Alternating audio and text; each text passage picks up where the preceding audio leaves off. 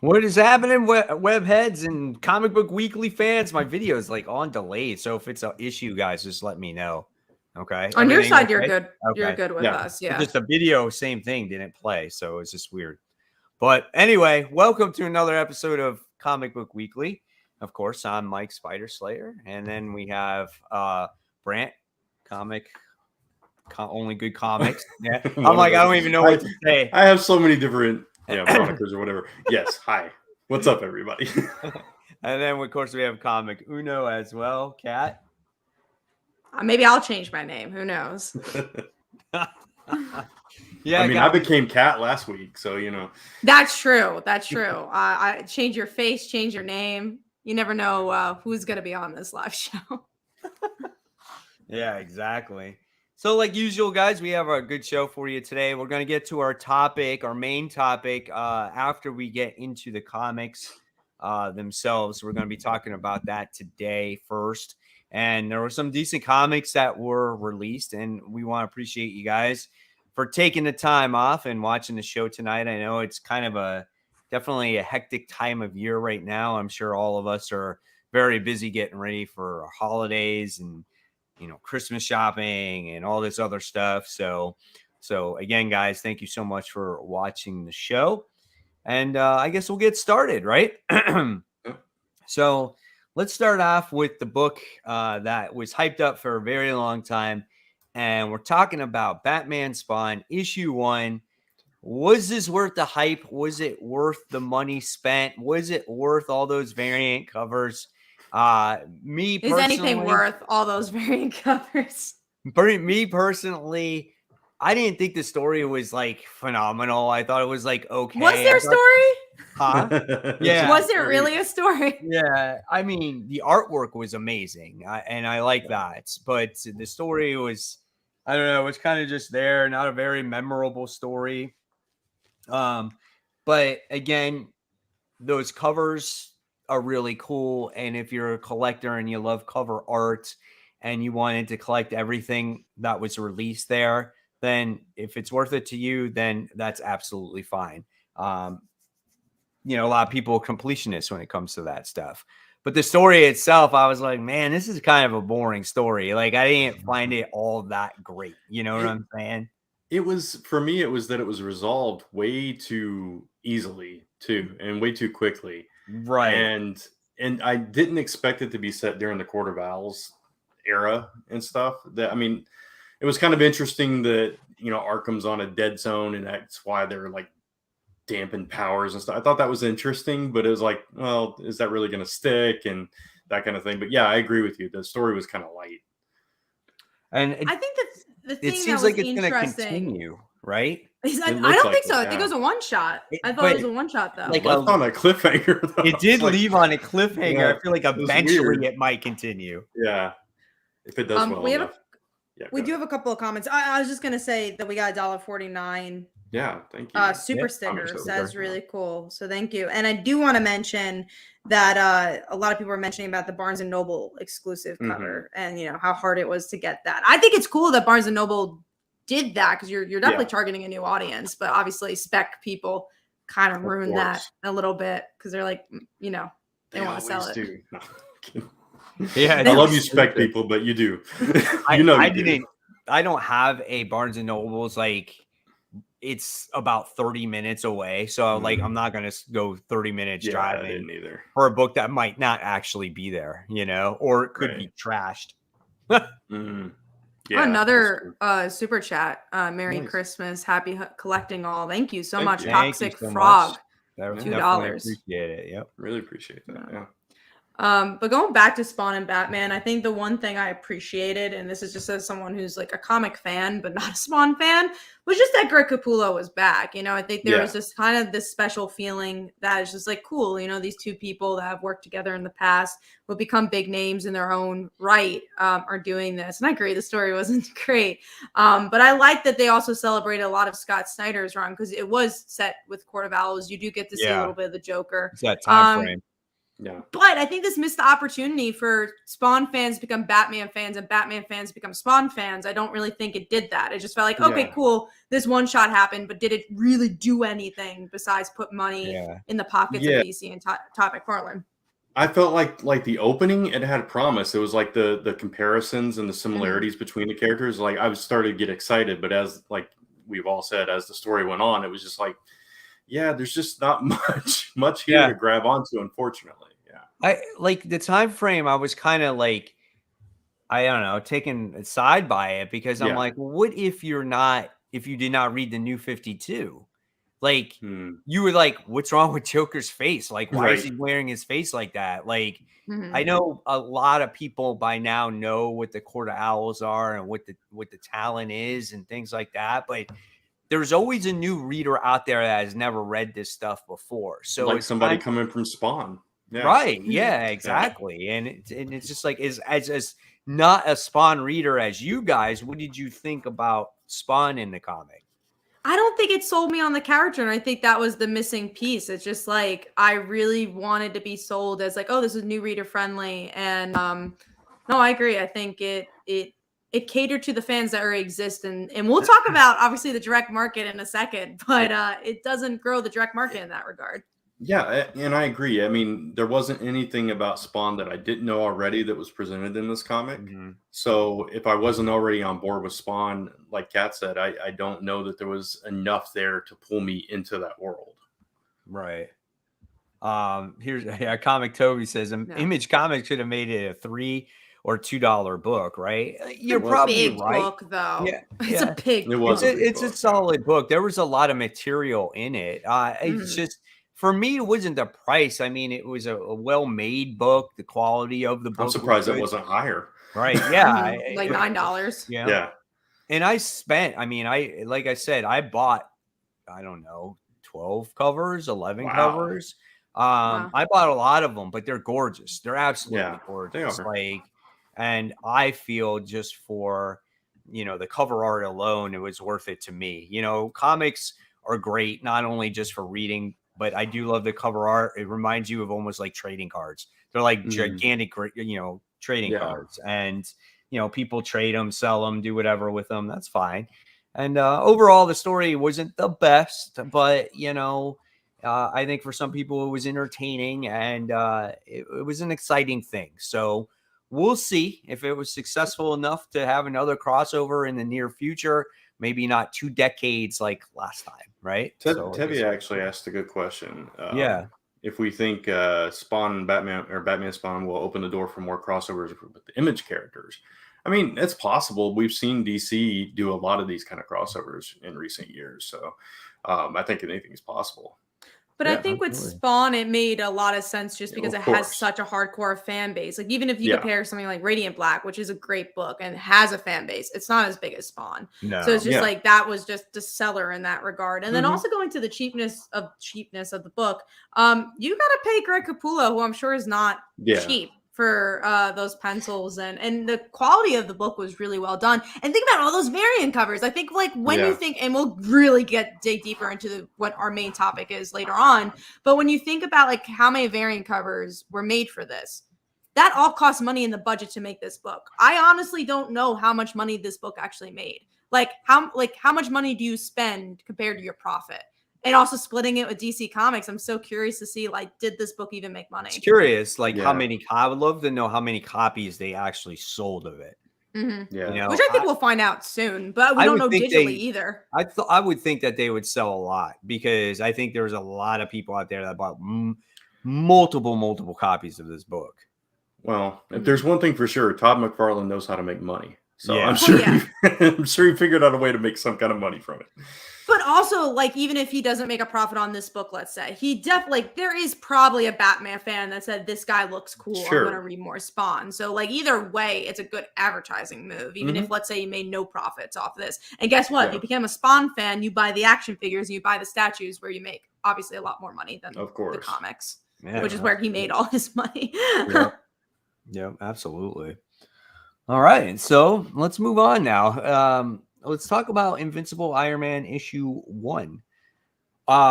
Personally, I actually like this book. I really did. I don't know how you guys feel about it, and I know Iron Man or Tony Stark has kind of been on the shitter for a long time. You know, he's being, I guess, deconstructed, falling down. He's hard on his luck.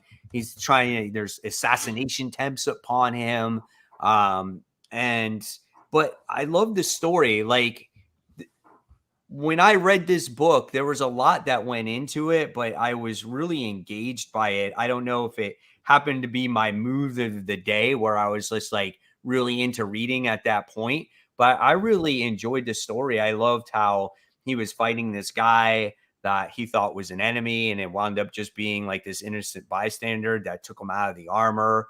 And then what happened at the end of it? Did he wound up he drank. That was the end. Like he was. Oh yeah, he drank and he was just he went to a meeting and he just completely lost it.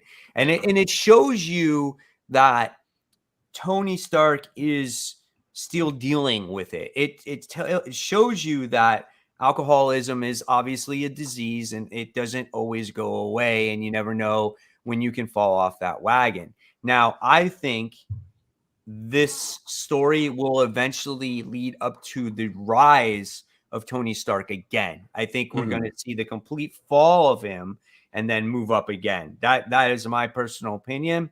I liked how it was a down to earth story. It wasn't no freaking in space and shit like that. And that's what I liked. And hopefully we'll get to see kind of more of that. So I'm curious to see what you guys thought about this one. I thought it was okay, but it wasn't bad. It gave me enough for issue 2. I didn't know how to feel about him going back to alcohol just because it's a story we've seen recently. We've seen it a couple of times. I don't know if this book offers something new. And that was like something I am tired of with most of the new issue 1s from Marvel and DC, where it's like, I've seen this story before. Yeah. I guess I'm somewhere in the middle. It's, for me, it felt like classic Iron Man storytelling. Yeah. Which they had gotten away from. So in one regard, I kind of appreciate that they bared it down to basics with Tony Stark here for the story, him fighting somebody else in armor, that whole thing, and dealing with the alcoholism and all that.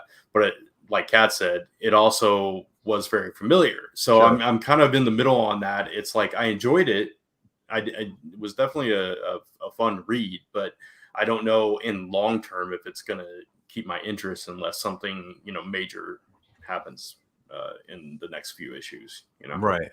No, I totally get that. I mean, yeah, we always want to see something different, right? And I felt like I think Cantwell tried to do something a little bit different in the last run. He just pushed it way too far. Yeah, exactly. And now it's nice. I felt like, yes, it is very familiar. They even went back on certain storylines in this particular issue. They highlighted that, but yeah, I'm curious to see where it goes. I mean, I like seeing him just doing random battle against another armored person, and him kind of screwing up and trying to save the helicopter that was falling from the sky and the people not appreciating it. Like just nothing is going his way these days, and and that's fine. It just, we've seen it before, and what is going to be done different, like Kat says, and like you say, Brant, I don't know. Time will tell. But I'm definitely, this is at least an issue 1 where it's like,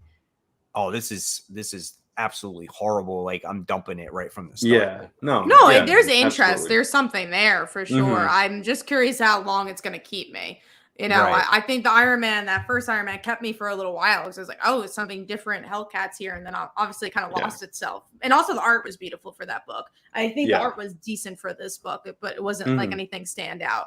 And I think it goes back to like the things I was excited for, like Miles Morales. I think that was a great example. I know you like Miles a little bit more, but that was a book I was like, oh man, I want this to be a Punisher. I want this to be like something that's memorable. And I just don't know if this is memorable yet, but we'll see. Obviously, a good issue 2. Right. Somebody at Chase Traber said Demon in a Bottle 2.0. It's more like 4.0. I mean, like last arc, he got addicted to morphine. So, I mean, it's. Yeah.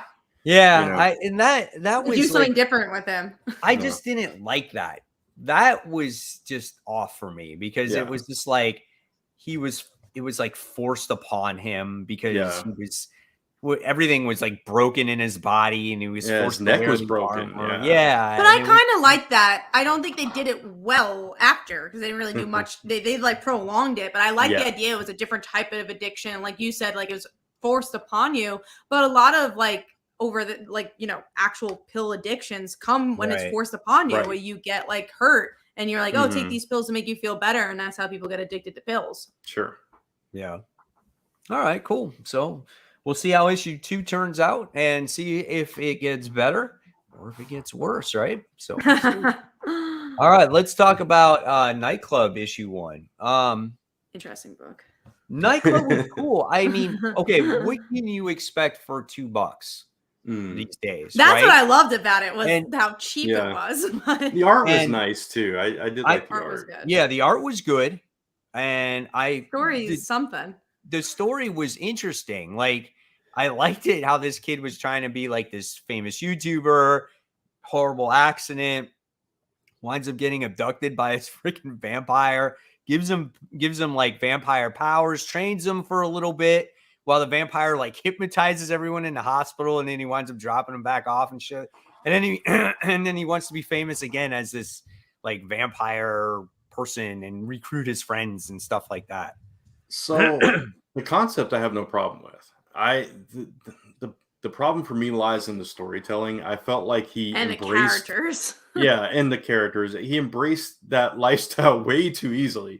It's like, I'm a vampire now. Okay, teach me everything. It was very like there was a lot of holes in the plot. Yeah, there were. That's what I felt like. It was like, okay, how did he get recruited? Like, why did the vampire, Yeah.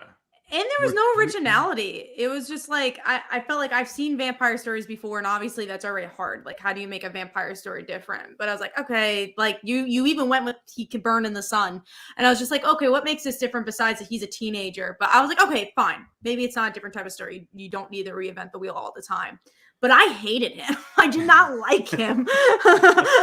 I just think the whole YouTube thing was interesting, but it also felt so surface level. I think there's so much more to say about social media, something that we use every day, than like, I want to be a star. Like, it's such a surface level story. It's just like, why not say something else? There's so much more to say about Radiant Pink's a great example. Radiant Pink did it much better, where there is a similar story of like, okay, how do I, what is the mental anguish of what goes on when you're a social media star? And the reason they did it really well is because a Twitch streamer actually co-wrote that book. So she just talked about her life.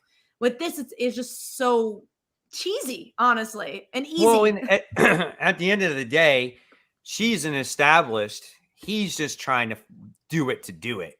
He's trying to be like, oh, I want to do this to get famous. You know what I'm saying? It's not like necessarily he was a person. He's just trying to do it. And I feel like fame is his, like, he's addicted to wanting to be famous. Now that he has these powers, he feels like, oh, I can use this for personal gain. Not like we haven't seen that before either. I mean, that's how Spider-Man started, right? And then obviously there was great, there's consequences to that. Great power comes great responsibility. Now, again, this book was $1.99. Yeah. So it's kind of just like, I felt like it wasn't perfect, but it was entertaining. And I think maybe we got the gist of the idea of what is to come in the future, right? And I think that first issue was a little bit rushed, but I do want to see where it goes. Like, I want to see his friends again. That's what kind of got me into the book, was his friends. The vampire part wasn't the best part of it. Like you said, Brant, like that was a little bit weird. And the best part of the whole entire book, though, for me, was when the girl was so upset that the friend was hurt, and then the other friend was there, and he goes, I can't believe I have my arm around her right now. Like, I thought that part was hilarious. Like, he's thinking about scoring with this chick while his friend is lying in a hospital. But that part I also thought was generic. I don't know. Like, I think because I wanted to see, like, I don't think the idea was generic, because obviously, like, that's fun and funny, but it's just like, I didn't know the character well enough to be like, okay, so he's just the douche, like, I wanted to like live with these characters more, I mean, maybe that is all the character is, though, Kat. Right. I guess so. They all are. It makes that point. again, it's one issue, and they weren't even hardly in the book. So I want And to next see. issue is also $1.99. So Yeah. See, I will likely try the second issue, but if it does not grab me, then I'll probably drop it. But yeah, Right. I see. out- I will for $1.99. I will try a book for quite a while. Like Mhm. did you say I you're out, will. Pat? No, What's no, no, that? no. I was gonna Oh, read something else, but oh, okay, yeah, go sorry. on. No, I'm gonna For read issue 2. How do $1.99, I you? will try Yeah. a book for a while. Like I will support a book at that price longer to support those cheaper books, because if we can get more of these people to do these types of books, that would be freaking awesome. You But know, let's and analyze why this is $1.99 for a second, because I think a lot of people because a lot of people are going to read it and be like, why can't every comic Yeah. book be $1.99? Brent, I want Mm. you. I have an idea in my head. I'm curious if your idea is the same. As why it's $1.99? Yeah. Besides saying it's Mark Millar, there's an actual reason in my head why it's $1.99. Well, I Or think how it's it just can be $1.99. how it can be $1.99. Mm-hmm. Well, I mean, there's multiple reasons it could be $1.99. One, he doesn't need to make money on it, or he's trying to use it as a pitch to create a movie Ding, or a ding, TV ding, show. ding, ding, ding, ding. We have a Because that's what winner. he does. Yeah. Exactly. So because he has a partnership with Netflix, he probably Yeah. already has this TV show in the works and he made money off of it. So it's like Mhm. where people are there's people who are like, why can't more comics be $1.99? Because like, how can those people make a profit? So when you look at a comic like this, it's allowed to be $1.99 because he's not looking for a profit in the comic. He's using this comic to make an Yeah. IP for his TV show that's going to make him hundreds of thousands of dollars. So Right. I think, look, I'm not saying it's a bad move, but I think No. there's gonna be a lot of people asking like, why are all comics not $1.99? I see so many people being like, why are things not drawn at $2.99? Because literally they can't be anymore Yeah. because of inflation. Yeah, for sure. I mean, even like at the Marvel and DC level, some of theirs probably could be because their costs are so low for the volume that they print. But with Right. inflation and everything, and any company other than Marvel and DC, that's a loss if you're printing I also that, want if you're to selling shout that out. low. Yeah. Oh, go sorry, ahead. go on. No, I'm I done. just want to shout out. Julius was in the comments, so thank you, Yeah. Julius, for watching. Hey, Julius. My good friend there. So, but yeah, no, I think it's interesting because and again, we'll have a bigger conversation about that as we talk about independent comics and where they're at. But I think even Marvel and DC, like, I don't know how much they print their stuff for, but Yeah. money, like paper still costs money, art still costs money, and everything in between costs money. So Yeah. it's hard. Right. It's hard. This is a good one. So anybody in the chat, when was the last time anything was $1.99? That's I don't pretty remember. interesting. And then how much were books when you first started buying them? There were 30 cents for him when he first started buying them. For me, $1 to $1.25 is when I first started buying comic books. Yeah. I think mine was $2.99. I'd say $1 probably was as low as it went. Yeah. If I I can mean, remember. so whenever you can get a book for $1.99, and I get it, it's, again, it's Mark Millar. Like, he can afford to do it. Like you said, he's probably making an IP for it. I'm still going to try to buy it, unless the story is absolute garbage. But it wasn't like it was garbage. It wasn't like it was drawn garbage. It There's was potential. there is potential there. Yeah. And I feel like it just might need maybe a second or third issue to get the story rolling here. And that first issue was just to kind of, you get a general idea of, how this kid became the way that he is right now. And I think the real story is going to kick off in issue 2. That's the way I'm looking at it there. Going back to the $1.99 thing, if you want a lot of books at $1.99, DCBS actually has really good sales if you don't mind not reading them weekly and sometimes monthly. Well, they're also Lunar, right? They are Lunar printing. Right? They're definitely one of them. I don't remember which is I think which, it was. So yeah. Or distribute, not printing. Distributors. distributor, So like that yeah. makes sense because they like ship they're the probably DC getting it such right. They cheap ship price. the DC comics to the shops, I think. Mhm. I think Yeah. Yeah. So they're obviously getting it on such a low level because of wholesale and all that. It's just like they could obviously make it so much cheaper. Yeah, but if you want it weekly, you got to pay like exorbitant shipping, and then it's not even always on time. It's usually not on time. So, all right. So that was the $1.99 sale of the week for people. All right. So let's jump into our number 5 book. Kat, I'll start with you. What was your number 5? Mine was actually Batgirls. I do not remember 6. last time. Yeah. It was a decent issue. I really like this arc. It's, again, we were talking about it with the annual, but it was Cassie switching bodies with Steph and Steph switching bodies with Cassie.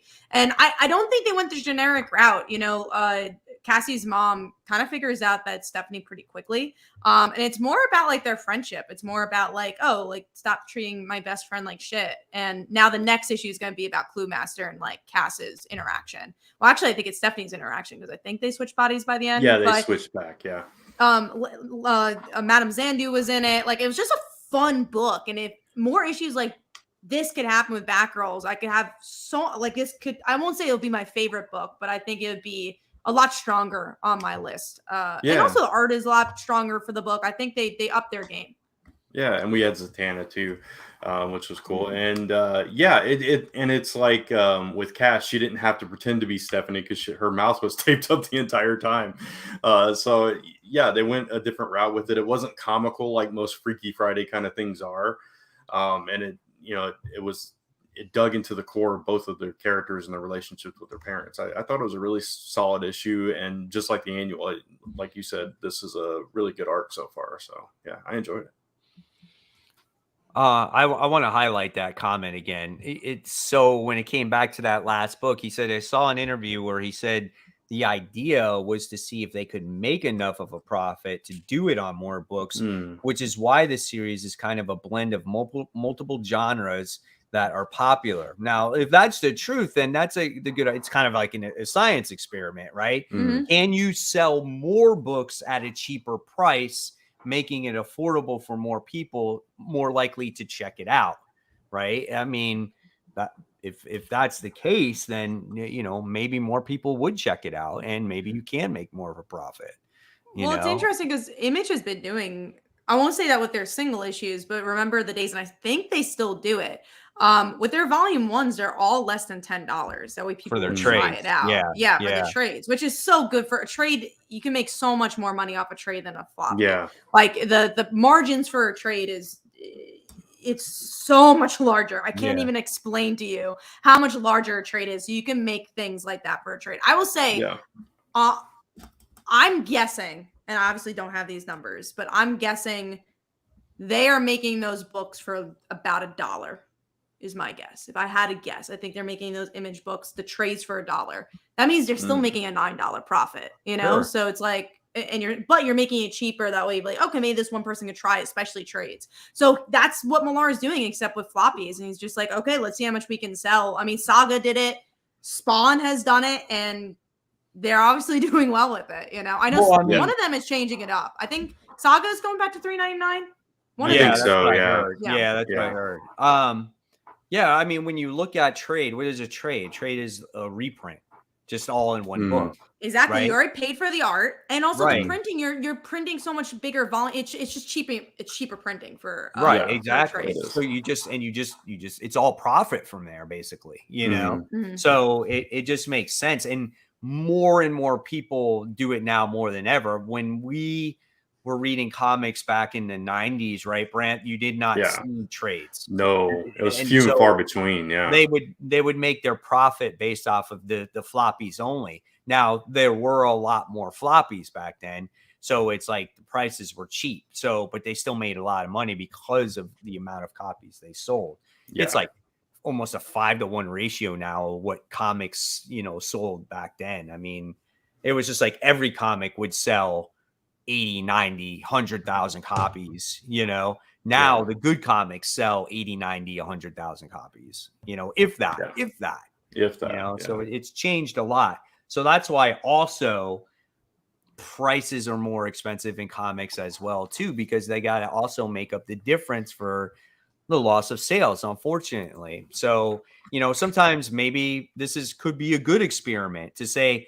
hey, if we make comics a little bit cheaper again, will people show more interest in buy more copies, right? I am going to play a devil's advocate. Does this help the industry or does it help Mark Millar? Because I think it does help Mark Millar in his business. And obviously not a negative towards that. Make money. That's the point. Like make a business. But do you think it's helping creators who can't do that? And then fans expecting everything should be $1.99. Yeah, it's tough. I mean, because this is an independent book. This is an Image book. You know what I'm saying? It's a man that's well established, right? Right. Where it would help is if Marvel did it, DC did it. If they did it, that's where you would get a true, legit science experiment there to see how things would work out at the end of the day, Because would you get new readers to read comics? I think that's the big difference. If Marvel and DC brought it lower, is that it's like, okay, then you're getting new people into this ecosystem who are like the movies and TV shows. And then if they become Marvel fans or DC fans, they might become Image fans. They might become, fans of comics in general. Right. Comics, when you look at it, should be a cheap form of entertainment. It really should be, because when we look at all the things, look at the entertainment you can get on your phone for absolutely free. You know what I'm saying? And but look at streaming services and movies and how expensive they are. Exactly. So comic books for $4 will last you 10 minutes, 15 minutes, right? We stretch that out as YouTubers and discussions and things like that. But as, say, a normal consumer of this material, right, it's like 10, 15 minutes of your time, and then that's it. It's over. It's done. And it's just like, man, was that really worth my $4 or $5? So it's just kind of like when you look at, a few years, quite a few years now, when, I don't know, where you could get change out of your pocket and pay for a comic book, I don't know. I don't think it was as much. I mean, you still get almost the same amount of pages now as you did back then, right? The difference is also back then, the dialogue in the comic books was huge. Like, look at all the dialogue you get in comics from the 80s, even the 90s, the 70s. Like, look at all that dialogue in there, and look at the dialogue you get today, right? It's not nearly the same. Look at the decompressed storytelling that you get today. You could get 3 issues in one comic book from 20 years ago. You know what I'm saying? So it's a lot different the way the comic storytelling is structured these days. Oh, for sure. Yeah. So I totally agree. All right. So Brant, what was your number 5? Mine was Wildcats number 2. I'm really enjoying this series so far. This issue, Grifter kind of screwed up their last mission, so he's kind of on the outs, and in the meantime, like, excuse me, they came under fire under the press, and everybody started finding out what they were up to, and seeing them run around and fighting Green Arrow and all this stuff. So they had to like come out in the public, and so by the end of it, they introduced the super team, but it's not the Grifter team. It's like this other front team, the 7 Soldiers of Victory or something like that, to kind of be the face superhero group of this organization. And so I don't know. I'm having a lot of fun with it. There's a lot of sarcasm and snark with Grifter. Zealots, as kind of standoffish as she's always been, and Voodoo gets introduced in this issue as well. So I don't know. It's for me where I like the original Wildcats and not much else that they've done since. I feel like there's enough of that kind of vibe for it for me to latch onto this one. So yeah, I'm having a lot of fun with it. That's cool. That's good. Yeah. All right. Well, here's my number 5. You'll probably be surprised at this, believe it or not. It's Deadpool. It's issue 2. Nice. I didn't even know you were reading issue 1. Yeah, I did. This book is quite interesting. The writer is Alyssa Wong, and I was kind of cautiously optimistic about it just to see what she would do with it. And you know how my always issue with Deadpool is like he's always over the top funny. Like the book never has time to breathe because Deadpool doesn't stop making wise ass jokes. Where here he's funny, he can be over the top, but it's not every panel. You know what I'm saying? Yeah. What makes this story arc good so far is because It's because Spider-Man characters in it. So that's why it's good. So you have Dr. Octopus in it, where Deadpool was hired to assassinate Dr. Octopus, which was kind of cool. And then at this meantime, we got this wannabe Poison Ivy character that is trying to grow her own symbiote, stuck it in Deadpool, and it's growing inside of him. And while he's trying to fight everybody, he's got like Carnage arms growing out of him. It's growing out of his mouth and everything like that. And it's actually really hysterical. And there are some good times in this book. Lady Deathstrike shows up in the book also. And I just find it interesting. And by the time you get to the end of the issue, he's like basically dead. And, you know, the organization that, you know, was hiring him to assassinate Dr. Octopus, he goes to this girl's house where, you know, he was like falling in love with and stuff like that. It's kind of cool, man. I like it. It's definitely an interesting book, and curious to see where it's going to go from here. I don't know if I'll like it forever, but it is definitely a good time. Just like Hot Girls Are Waiting here too. Yeah. God, every week, man. They're waiting for us, guys. I'm telling you. We gotta leave the show so we can go see the hot girls. Deadpool, I'm enjoying this. Oh, I'm sorry, Brant. What? My hot photo is here as well. Oh, okay. Sorry. Okay. Well, I can't miss that, right? So, go you people that are in the chat right now.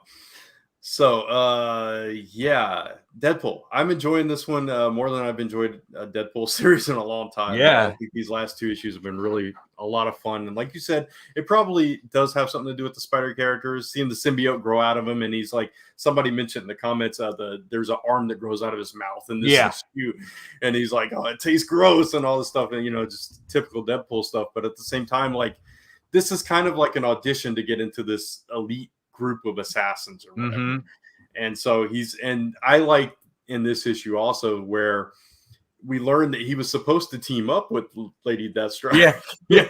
She was like, he just forgot all about her. It's like, oh yeah, you were there, weren't you? You were right next to me. He's like, oh, I was. Hilarious. Yeah, that was so funny. And so, yeah, it's just a lot of fun. And it, like you said, it's not over the top. It's not a lot of breaking the fourth wall. I mean, you get it here and there, but it's not like it usually is in Deadpool. And I appreciate the balance of the whole series so far. Yeah. And that's what it needs. That's what Deadpool has always needed. Like, Deadpool is a good character. He's a cool concept.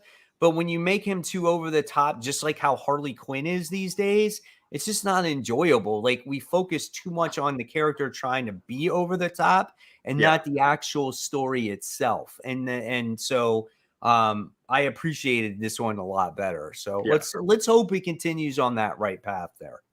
I think that's why a lot of people like the Jerry Dugan run. I didn't read it personally, but I remember people were like, oh, this like plot's happening and we get to see stuff with his wife and his kids. I'm like, oh, okay. I don't think we jumped on that bandwagon, but I can understand why people liked it. I think I read some of it, but that might have been the era where he didn't he rule an island of monsters or something during that at some I do point? think there is a lot going on, yeah. Yeah, I think I fell off of it fairly early. All right, so that was my number 5. So let's talk about the Amazing Spider-Man. Speaking of decompression. Oh my. Well, so we were talking about like holy stories. So this story feels like there's a lot of holes, and it was like a glorified preview of you to buy the other tie-in issues, right? Because here we got to see Chasm, who meets up with Miss Marvel. It was like one panel. Go see what happens in the Miss Marvel tie-in. That annoyed me. The Venom story, you have to see what happens, you know, in the Venom tie-in on how maybe he became the stupid Venom, right? And so that was the thing that bothered me. Like, this actually, with these tie-ins that are going to happen, it hurt this portion of the story. And all it was a fight between Spider-Man and Venom. At the end of the day, Spider-Man did handle Venom pretty easily. Now, he could be dumbed down because of the magic spell that Madeline Pryor put on him. And nothing was really accomplished in this issue. So it's like, you got Chasm that meets up with Spider-Man, and he's like, he sicks Venom on him to go after J. Jonah Jameson and Ms. Marvel and whatnot. And then by the end of the issue, he comes back and he's like, all right, I'm back. Let's go fight. So nothing really was accomplished in this issue. It was entertaining. The artwork was good, but just nothing really progressed the story here. And I think these tie-ins, I don't know, man, if you want that full effect, I think you have to buy them. That's just my thought process there. I'll get the Miss Marvel one, but I'm not getting every single one for Dark Web. I liked Venom in the beginning here. I kind of like that they did the humor with Venom, and I was like, oh, it kind of reminded me of the movies, and I like the artwork for this, but nothing happens, man. Nothing happens in this book. I just don't care, which sucks. What I didn't, in addition to all that, what I didn't like was it had one staple of 90s comics that I don't miss, and that's where you just have a character standing there and all of a sudden another character pops in like, here I am. And you had that like multiple times throughout this issue with Ben, with Venom, with Miss Marvel even. It's just like boom, boom, boom. Just make it a little more organic instead of just like popping this character out of nowhere, literally. And that's what I mean about it. Like it going, hey, this character's here because they're going to fight in the next issue. And this character's here because they're going to fight in the tie-in. And then, and it's just like, oh man. Yeah. I mean, it was entertaining. Like the fight, I did like Venom in it. But it just didn't have like a lot of meat to it. And I expected something a little bit more. I felt like I got a lot more out of that Dusk issue or whatever it was than this actual Amazing Spider-Man issue. So I think this week we get, is it Venom is the one that comes out this week? I think that's what comes out. I know there's something that's coming out this week. Miss Marvel, maybe? It might be Miss Marvel. I think Miss Marvel comes out this week. Right. Let's see. Dark Web. Where's Dark Web? I'm looking on the list. Miss Marvel. Yeah. That was Miss Marvel. Okay. Yeah. I mean, and then the Goblin and Mary Jane and Black Cat comes out this week too. Did you read the X-Men Dark Web one? Did you guys read that? I did. So that one was actually so good. It wasn't like the best issue, but it was still entertaining. It was like almost like a kid's Christmas special. It was kind of funny, like these crazy like little trees fighting each other, and it had like Firestar and Iceman in it. If we were still doing top panels, that panel would have made my top panel. Yeah, absolutely. Exactly. Yeah, because they teamed up with each other. But at the end, Spider-Man was like, "Man, you guys are impossible to work with." He's like, our power sets don't even make any sense. So it's hilarious. It was good. It was good. So again, nothing great, nothing amazing, but we'll see what happens in the future with it. All right, let's talk about. So I did buy this book, but I just didn't read it. I looked inside. You don't have to. Yeah, you really don't. Like, this doesn't look interesting. Like the concept sounded interesting when I read it, and then when I bought it and I was looking through it just to see it, and I'm like, I don't know, man. So what was it about? What did you guys think of it? What was it about? I don't know, but I picked it up because I was like, oh, these are characters that aren't known. I feel like Tom King's a little better at that because there's nothing that's defined. So you have like Lady Cop and, characters like that. So I was like, all right, let's see what this is all about. And I think it just didn't really know what it was because it's supposed to be grounded. Because again, you have like Lady Cop, but then it's like mystical because of Dr. Fate. I'm like, it's not for me. It was so weird. Like you said, it started off on these kids that are just like joyriding, wanting to ride in the desert on their four-wheeler.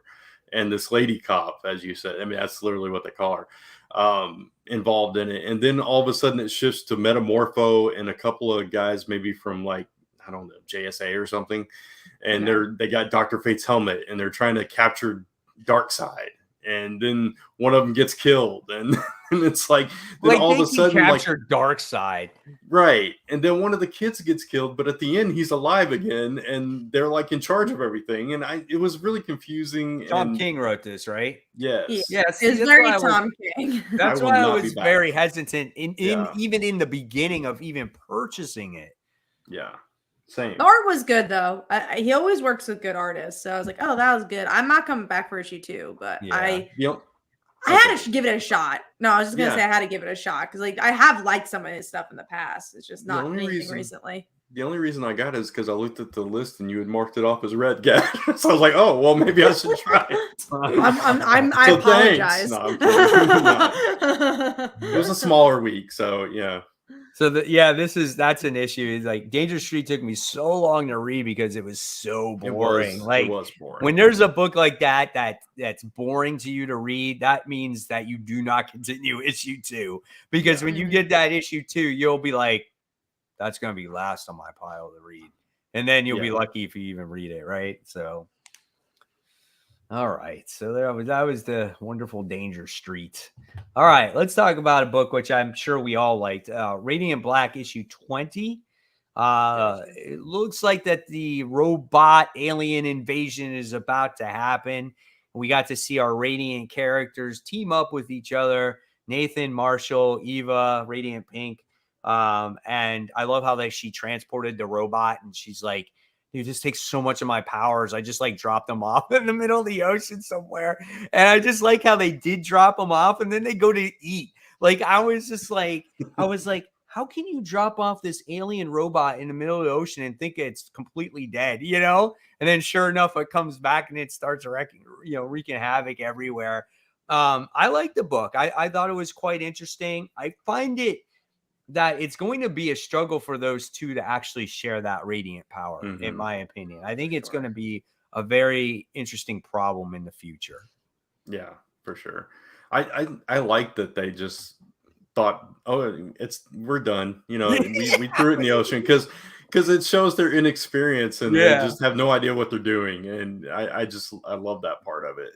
And this, like, Wendell knows more than he's letting on and more than he's told them, and he's not involved in this little crossover that they did in this issue, which I find that interesting too. And it's like, what secrets does he keep and what exactly does he know and all this? And I know we got that one issue where we kind of focused on that, but I enjoyed that, and breaking out Radiant Red out of prison.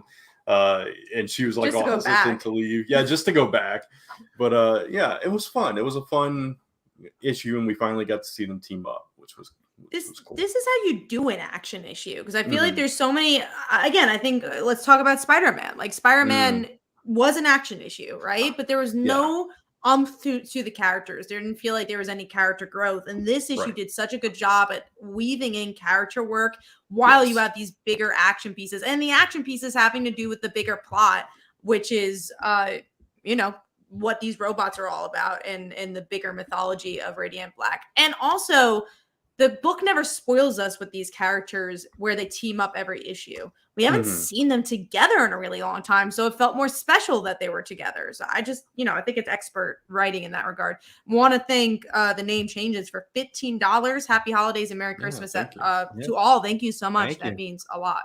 Yeah, thanks guys for the super chats. It definitely keeps things going. It helps us with these shows and whatnot. So anytime you want to put in a super chat, it's definitely greatly appreciated. Going back to Radiant Black, I think also what helps it too is that it's not forcing you to read other books, right? You don't have to read Radiant Pink or Radiant Red. Not at all. Right. So if you wanted, like, Dark Web should be dark. If they wanted to do a Dark Web Dusk, do that. And then if you wanted to have a Spider-Man event, just take place in all of the Amazing Spider-Man books. That's the way, honestly, it should be. We don't need extra books. We don't need a Ms. Marvel. We don't need it to go into Venom. We don't need it to go in all these other directions. I get it. They do it to make money. But I think if you want a more, straight and narrow path, just have it all in one series, and it makes more sense. And it goes back to what Kat says, is you can have character growth within that book. You know what I'm saying? And then people would be more likely to get to know these characters. So for instance, like Ms. Marvel, if someone doesn't know Ms. Marvel, they see Ms. Marvel in the Spider-Man book, right? And after this, while they're reading this event, they'll be like, man, maybe I want to check out more Ms. Marvel. Maybe I'll check out her next book when it comes out. Or look at Venom. He was in this Amazing Spider-Man book. Let me check out his ongoing series now. Instead of just they gave no buying reason. They gave us no reason to want to like Miss Marvel or to like Venom, for sure. Yeah, so that just makes better storytelling, in my opinion. But you know, they're gonna do what they want to do. That's just what it is. But yeah, Radiant Black, great comic book overall. I think the writing is perfect there. I can't wait to see, like, things are just getting started with this book. Like, I can't wait to see when they have to do this whole alien invasion when that time comes. Like, what's going to happen to these characters.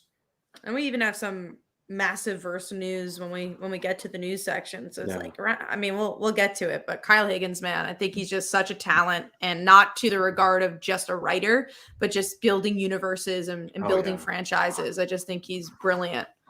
Yeah, absolutely. All right, let's go on to number 4. I'll start with Brant. What was yours? Mine was actually Deadpool. So okay, cool, very cool. What about you, Kat? Mine was Crashing issue 4.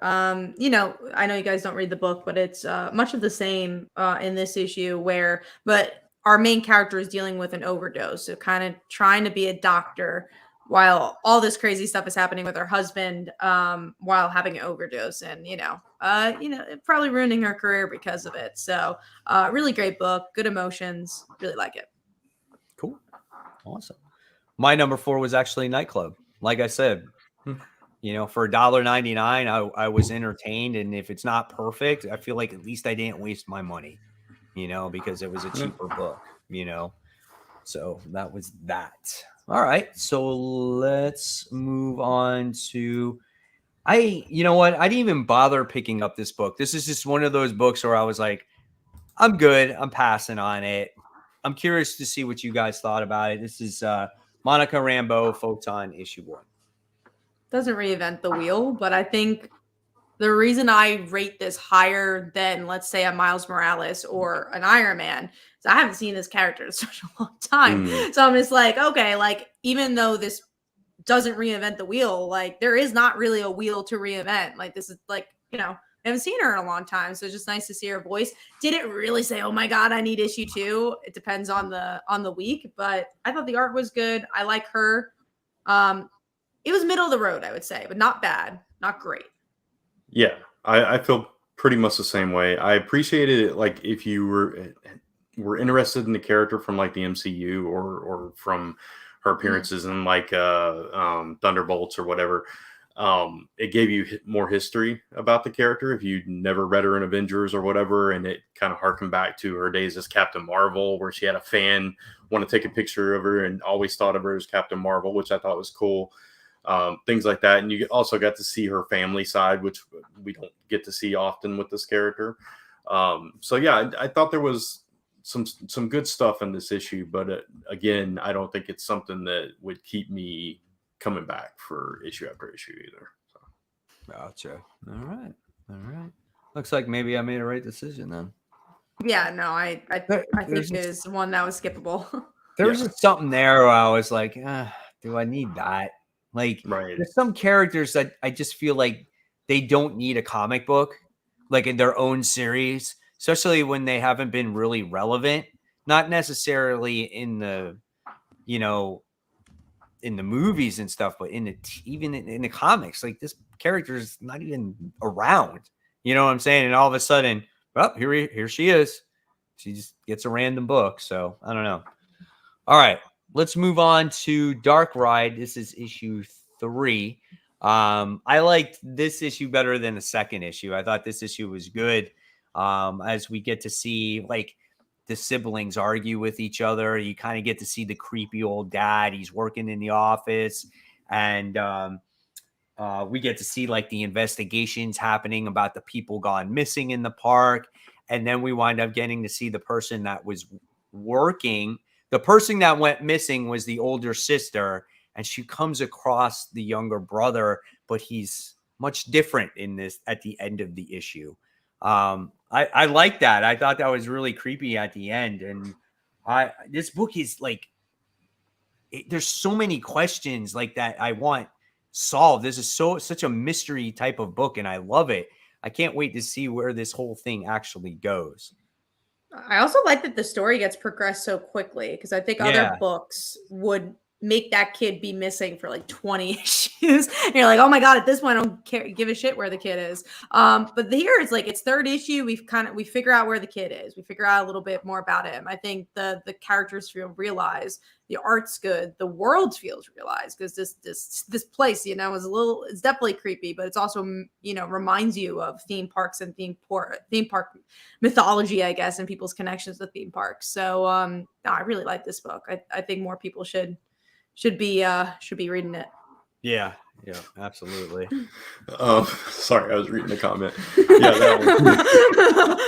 I was with my friends earlier and Julius was there. So Phil, Mayor, Dan, and I poured the watered down Coke you left after watching Raven when you left. I'm not surprised, guys. I don't drink my my liquids very quickly, and they know that. So, but look, I got this at 4:00.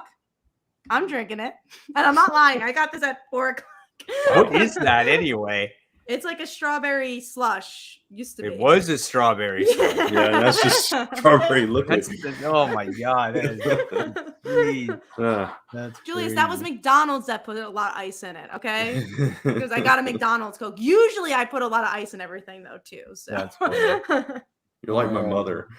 I love ice. She love puts so much I ice love in not it. drinking things. I'm like, why, Mom? It's just gonna taste like water. You put so much ice in it. I like you gotta drink it quick enough.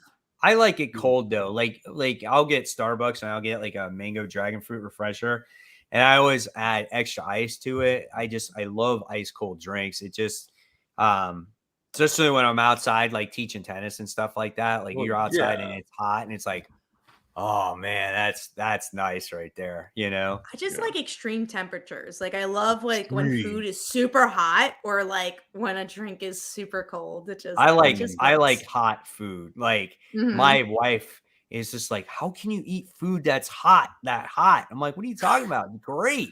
She's like, I'm burning my mouth. I'm like, no way, man. This is great. The worst thing I hate is cold food. I can't. Same.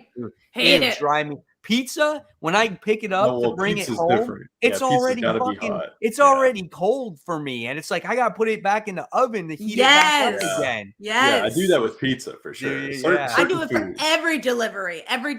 Even if it's a little hot, I'll be like, I'm going to heat it up a little more. It depends on the food for me. I'm not picky on certain things, but yeah. I'm glad that we're all kind of in the same scenario, except Brant, you're more in the middle. I'm more, I don't have to heat up everything. Like if it's warm enough, if it's certain foods. You know what's nasty? Cold eggs.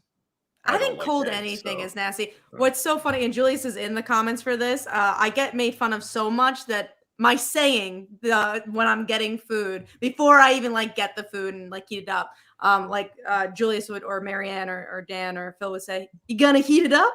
I'm gonna heat it up. So they make fun of me. I can't. I don't like spicy stuff. Love spice. There was this comment that said, my wife can eat lava, but I can't handle the spice. That's funny. My wife's whole family, they don't like spicy stuff, and it's like I have to season everything I eat. Oh yeah, no, gotta season that food. Even cold ice cream, Cat. I'm not a big ice cream fan. I'll eat it. I won't heat it up. But I'm right there with you, Cat. I don't like ice cream. I mean, I like ice cream, but I don't go out of my way. Go for it. I rather. I know Cat's a chips person, but I am I like cookies and like cake and stuff like that. That's my weakness. That's not me. That's your sweet. What do you eat? Ice cream? I don't really like cake and cookies. I like fruity stuff though. I like pie and well, here's some Sonics. Nutri-Grain bars. Nutri-Grain bars. Yeah, I like Nutri-Grain bars. Yeah. I used to eat those all the time. Yeah. All right, let's get back on track here because I'm going to start eating soon again. Yeah. Dark Ride real quick. I didn't give any thoughts. Oh yeah, go ahead. Yeah, go for it. I'm done. It's not. You're crazy. So it's not a bad book. It's not my type of book. Yeah. I'm not a huge horror guy, and this is the type of horror that I don't really like. So I was almost done after issue 1, and I tried issue 2, and I'm like, well, I really like the writer, and I like other stuff that he's done, but this book is just not for me. So yeah, I'm done. All right. Well, we'll keep you updated. Yeah. That's fine. We get how you are. I like the mystery element of it too. There is there's definitely mystery elements in there, but yeah, we know that you're not the horror guy. There's very specific things that you like. Like you do like something is killing the children. So so I do. It's weird. I'm really picky on horror though. It's like if it doesn't if it goes a certain way just a little bit too much, I'm like, and like the kid appearing the way that he was, I was like, yeah, that's not for me. Right. So I love horror, so I think that's why I'm like, oh my god, I'm so much enjoying this book. But I can understand, like, you read Birthright. It was a very different book, but that's kind of what I like, is that this is such a different book than what he did with this collaborator. So I like this book a lot. I love it. All right, so what are we on? Number 3? let me see. I think yes, we are. Number 3. All right. So what was yours, Brent? Mine was Radiant Black, so we already talked about it. All right. Mine was actually Dark Ride, so that makes that easy. Cat? Mine was Radiant Black. Okay. All right. And look, we were able to talk about our ice cream and drinks because we talked about a lot of our top, it seems like. So let's see. Let's move on. We did talk about Dark Web X-Men issue 1, so we won't revisit that. You guys read Superman Son of Kal-El issue 18. You're still going on through it. So well, it's done after this. So yeah. Was it a good ending? It's a weird ending because it doesn't end. It doesn't end. They like started a new arc. It's for real? It's does it have to do with like the next volume? Yeah. Well, it's also part of the Return of Superman thing. It's like part 6 of that or something like that. So okay. It's tying into all that, but not really. So are you guys getting Action Comics then? I'm gonna get it in the new, like when the family comes along. So I'm like, all right, let's I picked up Action Comics so much that I'm like, I guess give it another shot. Yeah, because it's an anthology book now. So that's what it's changing to. It's kind of like what was the Batman one? Urban Legends. It's kind of like that now. Oh, I want to see like different characters. Like, I would love to see a story with Supergirl or Connor. So, this issue in particular had to do with John's new arch nemesis, and I'm like, man, why are you introducing him in this issue? Right. Well, I mean, fine. Sorry, he is getting another book though. I guess he is. Are you gonna get it? I think I'll give it. I mean, I don't hate this book. I just wish it was. I wish I loved it. I wish it was better, and I wish I loved it. Yeah. Who's writing the new one? Is it still Tom Taylor? Yeah. Is it? Oh, then I don't know. I love Tom Taylor, but I just not in this Action book. Comics got some nice covers for that one. Mm-hmm. There's a mention of a Metallo cover. Even the Dan Mora cover looks really good. Sponsor of my channel, Mutant Beaver Comics. They have an exclusive Power Girl cover. It's done by. Is it done by Lowe? I think it is. Lowe? Yeah. And oh my gosh, it's freaking. I could not believe that his cover did not win your thing. I watched your video this morning. I was the Harley Quinn one? Yeah, the Harley. I was like, how in the world did that not win? Yeah, it's so gorgeous. It is a beautiful cover. Oh my goodness! That maybe go follow the guy on Instagram. The Joker one. Yeah, I think just came out at the right time. Being that it's the holiday season. Cover, It didn't win. Those two covers were in the initial same group with each other. And the Harley Quinn won. And that one came in second place to get entered into the wild card. And then that Joker Clause one won its wild card round with all the other groups. Yeah. And then it wound up getting nominated. And then this time around, it overtook the Harley Quinn one. That cover just was fire, man. And it won by like over 10 votes too. It wasn't even like it was. I mean, it was kind of close, but it just blew up, that cover. Yeah. So it was absolutely insane. But Warren Lowe's covers are gorgeous. And like I said, this Power Girl cover that he just is releasing for Action Comics is an amazing cover. It's beautiful. His art is so good. It almost looks like CGI. I mean, and I watched like a couple of videos on Instagram and watched him draw them and watched him color them by hand. And I'm like, oh my God, Wow. that's so freaking talented. Yeah, So, absolutely. I hope he's getting a lot of money for these guys. Yeah. Absolutely. He won my contest last year where he did it was like the Wonder Woman black and yellow gold no, black and series. gold. Yeah. And the one that cover won that one. So that was a gorgeous one too. All right, so let's move forward now. We talked about Superman, son of Kal-El. We move on to number 2. Kat, what was your number 2? Dark Ride. We already talked about it. Nice. Brant? Mine was Specs, number 2. Nice book.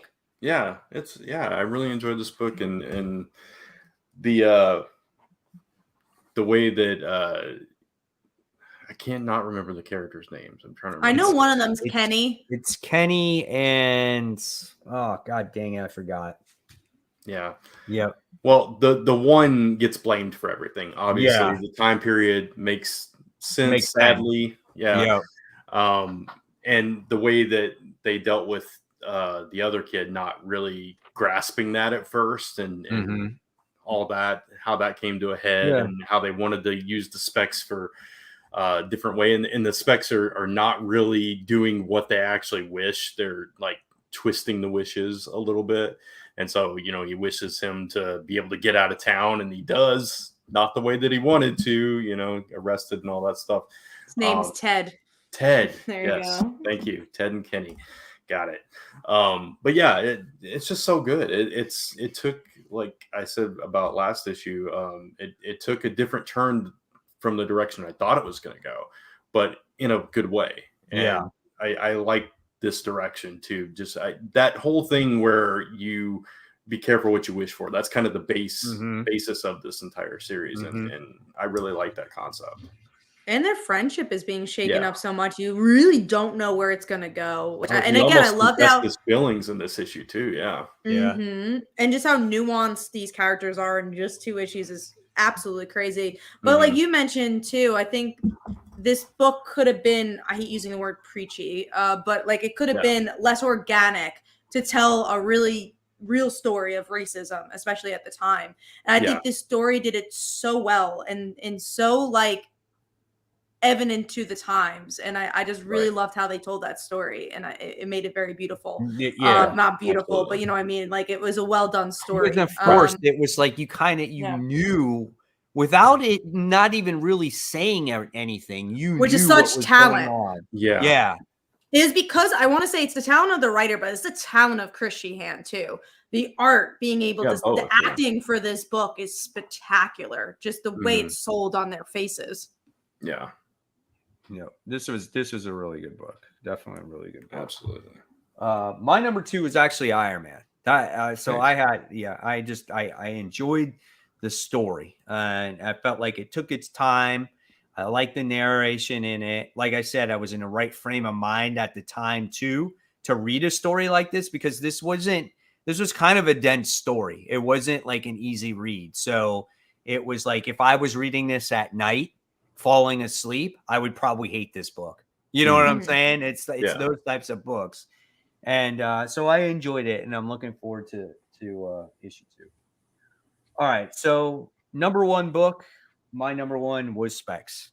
So that's it. So you all are going to groan at me because mine would have been Specs, but I just enjoyed Dark Web X-Men so much because it was so Did you fun. really? I really did. Okay. It was so much fun for me, and I wasn't expecting that. I think that's why I enjoyed it so much, because if it had been a heavier week, I wouldn't have even gotten it. And I just had so much fun with the team up with Spider-Man and his amazing friends and Magic being her quirky self in it, and the holiday shopping and just the mailboxes turning into monsters and eating babies and all. It was a holiday special, right? Yeah, that's what I got out basically, of it. Yeah. That's what it was. I felt like I was watching like Guardians of the Galaxy holiday special on Disney Plus. That's kind of like what I felt. That vibe, comic. Yeah. So it was just a lot of fun for me.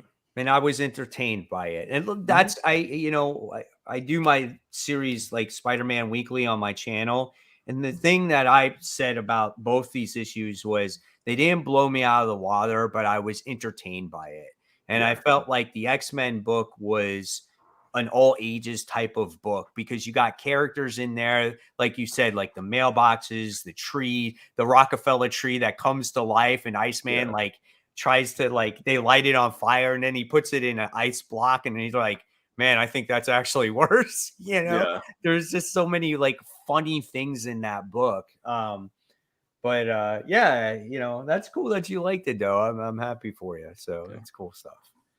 All right. So I guess that's it. That's all the comics. So I guess now, Kat, is the time that we're going to get into our main topic, right? Yeah. So I want to see if there's anything connected to it, but I think that's it. So let's talk about Aftershock. So the reason we came up with our main topic, which is, what is independent comics' role in the direct market, was because of this big news of Aftershock going into bankruptcy and them not paying their creators. So because obviously they ran out of money, which is interesting because Aftershock, I mean, Mike Martz was a part of it for a while. And obviously we know Mike left to go to Mad Cave, and now we know why. He's a big name as an editor in comics. Like, he's worked for DC for a really long time. He's a good editor. So it's like, oh man, he really reigned a lot of Aftershock. And I think after he left, there wasn't a title where it's like, oh yeah, Aftershock's releasing this. I feel like it's been a while since we've all been like, ooh, look at this Aftershock book. But I think the biggest comment of this is, not just what's happening with Aftershock, but what is happening with the direct market as a whole for independent comics.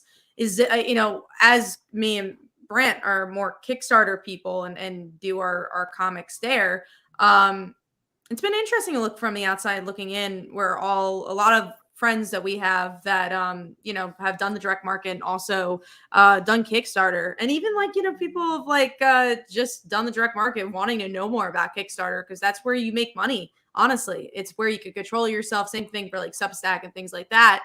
So it's really interesting to see, does the direct, I think a lot of creators are like, oh, should I even be in the direct market anymore? What's the point? So I think it's the idea of okay, where are creators at? Are they going to pitch anymore to the direct market? Or is the direct market now for second lives, where it's okay, you see a lot of books coming out now, like Black Code, I think it's called, Cloak, which is Kelly Black Thompson's Cloak, new book. That's been out on Substack for a whole year. It's just finding a new life. There's another Peter J. Tomasi book coming out in about a month or two from Image, Blood Ties, I think it's called, and Blood Tree, something like that. That's been on Zestworld for about a year. So I think the direct market, I don't know if it's going to be for original stories anymore, because I don't know if you can make money that way anymore. And that's going to shake up the industry. Yeah, I mean, you definitely see things heading that way, and with companies. Not that Aftershock was a huge company, and I mean it's still around. They put out a statement today, I think, saying that they're basically trying to secure more funding through this bankruptcy thing so they can continue business, but they owe so many people so much money, unfortunately. And would they want to work with them again? Yeah, exactly. But to see a company like that that's been around for several years has published over 100 titles, and big titles too. Big I remember titles, that Marguerite Bennett book, the animal one. I remember that got such big hype when that originally came out. Oh yeah, I forgot all about that one. But it's are these books though that big to where it can make a company like that sustainable? Right. You know what I'm saying?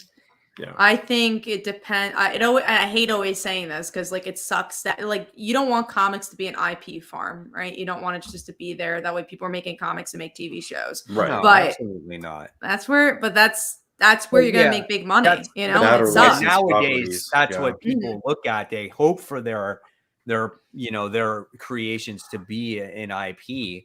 But I mean, if anything though, you would hope number one is to sell lots of comic copies, so again, so that company can stay in business, because it's just look at IDW. I mean, IDW, yes, they spend a lot of money on their on those licenses, so they probably lost a ton of money just based off of that. But if you have a book that can sell, at least it's going to do something for you. I feel like if it wasn't for The Last Ronin, that company would be completely under right now. because I think that's what saved them, to tell you the truth. They also restructured too, which is super interesting. Like they have bigger names doing independent comics. They have, Scott Snyder. They restructured. Well, they had to do a shift because they were. They lost all those licenses, and they were hemorrhaging. I think they had nothing left to do. Yeah, exactly. And then you look at like someone like Boom that does have a lot of licenses, but they also turned to Kickstarter and partnered up with them and big names to sell those properties like Berserker and doing the whole Power Rangers thing and all that stuff. So it's I think you got to find what helps you to survive in that market, and it may not be the ideal thing, or it may be something that I don't know. It's a hard call to make because as like you said, Kat, at people at our level, or people that aren't like with those kind of companies that are just independent creators or small press, the direct market does very little, if anything at all, for people like us. But Kickstarter makes Kickstarter can be very lucrative. Yeah, right. Absolutely. So I mean, do you think there's room anymore for like these, like an Aftershock or any other small publisher in the long run, besides companies like a Marvel or a DC and an Image? I mean, even DC these days right now, in the state of the company is not in a great place. So it's like, I feel like if DC doesn't turn things around, they could also be in trouble too. So like, where does the comic market stand in general as a whole? They need to find new ways to sell comics. I think that's the biggest thing. And it's what we've been seeing. I don't want to say secretly, but like, I think a lot of us and people that are watching now are Wednesday warriors. We're focusing more on the books that come out on Wednesday. But if you look at where the market's at, like Grant mentioned, Boom has been doing so much on Kickstarter. Like almost every couple of months they'll do a collection or whatever. And you see almost every month you see some big corporation or big they just ended Klaus something. Yeah. Klaus is a great example of that. And then you look at them focusing on trades or focusing on libraries, focusing on bookstores. And you see that DC's honestly, I think, made a lot of their money doing that. Like those YA books are doing extremely well for them. Yeah. If they are living, if they're doing well in comics, it's because of that and because of Batman being a webtoon and doing so well for them too. So I think the reason DC can survive and will survive is because they did find other avenues. They did the YA, they did the webtoon. Honestly, I think Marvel needs to do more of that too. But when it comes to independent comics, you have to keep inventing yourself. Like Radiant Black, I think, and we'll talk more about that later, what they're doing. But Radiant Black is doing really interesting stuff, like making podcasts and bringing this name in, bringing that name in, making cartoons, doing other things to promote your book. I mean, just coming from my business perspective, we do Zest World. I'm on Webtoon. We're on Patreon. We're on Kickstarter. We're on Etsy. We do so many different things, and all of that is different revenue streams you could get in to create your comics. So I think these companies like Boom, I think Boom's been doing a beautiful job of like, okay, let's do some licensed comics. Let's do some independent comics. Let's do some Kickstarter books. I think that's the route to go. I think they cannot just focus on the direct market because that's going to kill you. And I think with Aftershock, obviously I don't know the inner workings of their company or how they handle anything, but just seeing the money that they owe and where they owe it, and looking at their titles and stuff, you look at a place like Image, and they came about in a different time where comics were a lot more lucrative. But their structure is different. Those creators are paying for those pages before they get it published. Exactly. That, and also they have different properties that just hit. Like you got your Walking Dead, your Invincible, your Savage Dragon, etc. They have audiences built in to those things. They've done like joint universe type things. With Aftershock, you've got a bunch of books that have no connectivity whatsoever. And I don't know how they're structuring pay, like if independent creators are paying for those, if Aftershock's obviously paying for some of them, if they're like bringing. Well, my guess would have to be Aftershock. I'm guessing Aftershock paid for those artists because they wouldn't be in a position. That's what it seems like. Yeah, they wouldn't be in that position if Aftershock wasn't paying for them. Right. So it seems like a case of trying to do way too much, way too fast, and not being able to keep up with it. Yeah. Mhm. I mean, yeah, they would have to pay these people some pretty good money for them Yeah. to be on those comics, you know? I Yeah. And they mean, had big names too. They weren't Mhm. small that's what I names. mean. Yeah. No, Like, like Yeah. Palmiotti was one of the first, right?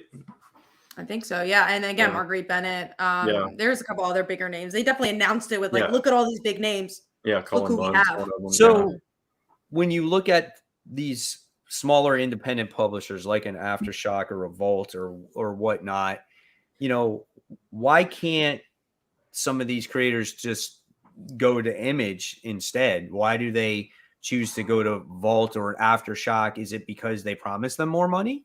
Is that why they're writing for them? I mean, I would what's say the different draw to go audience. to these smaller publishers? I think it's different motivations. I think some creators just like if you like I mentioned Colin Bunn. He likes to spread his stuff around. He likes to Right. get into every audience and every fan base he possibly can. Other creators, maybe it's the deal, maybe it's somebody they know. I don't know. What Because do you? again, Image, you are paying for those pages yourself. Yeah, absolutely. That's Yeah, true. Image is in the regard of like, okay, and again, I don't know Aftershock's structure, but from Right. what it sounds like, it sounded like the writer pitched a book and then they paid for the artist. And then they paid for the writer probably too. So they're just Maybe. giving almost a work for hire model. But a lot of independent comics don't do that. The reason Image strives is because they don't do that. They make the creators pay for their pages and pay for their book. And that's why you won't hear Image comics falling down. Because how can it?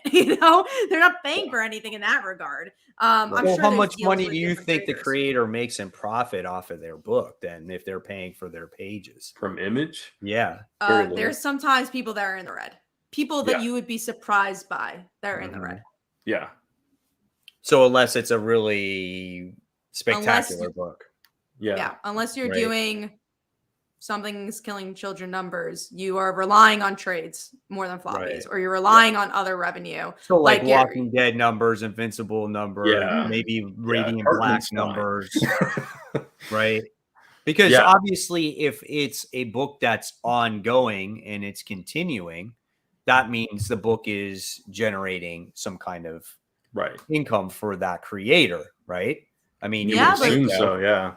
you have You to would think think if it's ongoing, less and less people are always going to pick up the book. That's true, too. So then you always have to be ahead of payments. Like, I don't know. I think I think it's always different for different scenarios for different Right. Yeah. creators. But when you're asking why doesn't all creators go to Image, then I think it's also the slots. There's not an unlimited amount of slots for Image comics. So it's like maybe let's say Scott Snyder pitches something. I think he'd probably get a yes from Image, but he can't bring all 6 books to Image unless he has a line.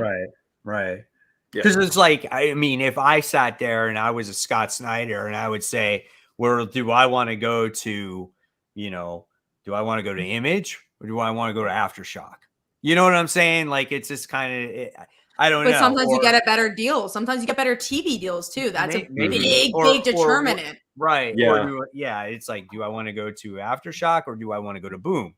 It's kind of like, it's just like one of those things. Maybe it fits the writer's style more. Like Boom focuses so much on horror books these days. It could have to do with the genre too. So maybe they go into what the audience is going for also, Yeah. So I don't know. I don't know. I don't write. I'm not in it like you guys are, but it's very interesting conversation on where or how these creators choose to where their story actually goes. And it's just like, if I'm writing a story, I would want my story in the hands of as many people as it can possibly can. Right. Smaller publishers. Hey, that's great that if my story gets published, especially if I'm a new writer and I get it published somewhere, right? But if I am a Scott Snyder, Robert Kirkman, even though he is Image, but just for instance, like, would I want to go in that smaller area? I think, well, I think it all depends on, again, like, it's so interesting because you would say that the smaller area is Image Comics, or is Aftershock, or is, whatever, Scout Comics. Right. But if you compare the numbers to Webtoon, right? Yeah. Again, I have a Webtoon that's 50,000 subscribers. Sure. That's a mid-tier Marvel book. You know, like that's like how many people Right. are buying comics from Marvel, from a mid-tier Marvel book. So it's just like, it also depends what venue you're looking at. It was interesting because I was having a chat with a friend and we're talking about like, what is success in this regard? Is it money or is it how many people are reading the books? Because like with Kickstarter, you do have a more limited pool, but they're spending a lot more money on Kickstarter and you're making so much more money on Kickstarter. I cannot stress that enough, how much more money you're making on Kickstarter compared to the direct market. But it's just like, okay, like you said, Mike, but I want that book in as many hands as possible. Right. I think in my view, you just put your hands in different places. Like, Sure. you know, something that me and Phil talk about, my business partner, we have a book right now where we're like, oh, like we could make a Kickstarter for this, but like this feels more like a direct market book. Like, what does this say? This feels more like a direct market book than Kickstarter. But if you look at Kickstarters, there's very specific books that are on there that do really well. If you're telling a 4-issue horror story, it might not do well on Kickstarter unless it's visually really different or like there's, you know, elements that do well on Kickstarter. But if it's just if it's a dark ride, I don't know if Dark Ride would do well on Kickstarter, minus the name. Let's pretend Josh Williamson doesn't write it. If it was just some random guy, I don't know. I think that would do fine on Kickstarter, but I think it's much more a direct market book than it is a Kickstarter book. Yeah. Yeah. I read the book. It's called Born of Blood, which was a Kickstarter book as well, and now it's in the direct market. And I forgot the publishing company that it's a small publishing company, you know. And it takes place during the Spartan Age, right? And it's the rise of Giaris and how she becomes this Spartan warrior and she teams up with Leonidas. Kind of gives me like 300 vibes when I read it, right? And I really enjoyed it, but it's kind of just like, how do you get that word out there, you know, to people that this book actually exists? So that's why I've been trying to, you know, let people know that this book actually exists, because comic shops don't take the interest in these books. Like, they'll order 1-2 copies, you know, hoping to sell that comic book. You know what I'm saying? But that's why it's on the creator to have places to buy it other than the direct market. And they did the Kickstarter and it got way fully funded. So obviously it was very successful in the Kickstarter market. But I'm just saying in general, it's just like you said, it's wise to have different avenues to get it in as many people's hands as possible, whether it's webtoons or just different avenues, you know? Yeah. Get different audiences. Brand, do you have any final notes on that before we go to the next topic? I was gonna say, Born of Blood made almost $100,000 on Kickstarter for the first issue, so that's cool. Yeah. Merc Publishing. See, they don't even need the direct market. Merc Publishing. Yeah, you're right. They don't. Merc. Okay. Yeah. Okay. And, you know, and so I was just always wanted to just check it out to see what it was about, and I checked it out, and I was like, wow, this is interesting. Well, if you know, this is interesting about Merc is that they're just like they spun out of Lady Death. So they already had the audience because of Lady Death. Sense. So like the people that run it worked for Lady Death. Some of the names I was seeing on there, like the White Widow, Jamie Tyndall, he did a cover, and Ali Garza and stuff like that. Gotcha. Okay. The only other thing I was going to say was just like, I want all these companies to do well. And so I want them to make better decisions, and because I want the entire independent comic market to thrive. I don't want to see it fall in the direct market, Kickstarter, Substack, wherever. I want it to be strong and thriving and going on for years and years. So we still need the direct market. I know I sound like we don't, but like we still do. Like I think the avenue for the average Marvel and DC fan to get them to read independent comics is an Image or, you know, whatever, like an Image, Boom Studios. I think it's very important to do that. For visibility. I just think that just think that these smaller publishers just need to take it maybe a little bit slower. Not try to go so big so fast. Yeah. But okay, devil's advocate answer, it's kind of the Mark Millar route. Like there's 2 routes to take. You go really slow and you release 2 books, but you don't know if those 2 books are going to do really well. But it's the Mark Millar route of like, I'm going to make $1.99 this book because I'm going to sell a quantity of these books. Right. So it's like, I'm going to try hitting as many people as I can. So there's two ways to do it. You release one book, but then how exciting if you don't is have that? the money though to pay, yeah, if you don't have the capital, if you don't have the capital, right, then you shouldn't do it. So if you want to keep the money in the bank and try to produce maybe half the amount of books and make sure you get, you know, quality over quantity. I'm sure we say that all the time when it comes to like Marvel and DC. You want quality books and then you build off of that. You know what I'm saying? So it's like if you did the IDW route and you came out with Teenage Mutant Ninja Turtles Last Ronin and you sold, how many copies did that freaking thing sold? That thing sold a lot. Yeah, it was a lot. A ton. And you have that one great book and you use that capital to create maybe 2 books off of that. You know what I'm saying? You kind of build your business off of that a little bit. And I know it's like it takes time and it's a slow process, but I mean, at least you're not burning through all your money and then you're just rushing through things. It well, just another depends. question. Yeah, go on. I was just gonna say real quick. It depends because like an instance of that not working is Valiant. They were really slow with their rollouts, and eventually now they're down to 1 book. Yeah, because it just didn't work. Yeah. And I think what I was gonna say about TMNT, we also don't know how much goes to Kevin Eastman, how much actually goes to IDW. Like that could be like he could get most of the profit. We don't know what that deal is. That's true. So like even if that did really, really well, that doesn't mean IDW did really, really well. It could mean that Kevin Eastman did really well. Dude, he could have got even at least like good point. 60% of that. Yeah. Funds. Yeah. You know, I mean, even if you get 40%, like that's a lot, and that's great. He owns that property, so it's his creator-owned book. So we don't know what the deal is with IDW. So because again, I don't know exactly how the Image Comics stuff works. I don't know how much of a slice they take, but a lot of it goes to the creator because they're spending the money. So it's like you just don't know what the deals are. Okay, so let's get into another thing going into Image. I thought this is just interesting. Massiveverse is expanding with a new maxi series. It's called No One. But it's also launching with a podcast, and the podcast has cool. Right? And the podcast has people like Patton Oswalt on it. And Rachel Lee Cook, Yeah. So you got some bigger names, and that's kind of goes back to what I was talking about, like the master of what Kyle Higgins is doing with Radiant Black. Like obviously we like the book, but from a business perspective, he's doing a lot of interesting things, and something that like just from like a business perspective, I like. You never think about, okay, merchandise is really important for comics. They are. So if you look at Spawn, why that does really well. It's not the floppies. It's because the action figures do really well in the statues. So you really try to sell merchandise when it comes to comics. That can include variant covers, t-shirts, whatever.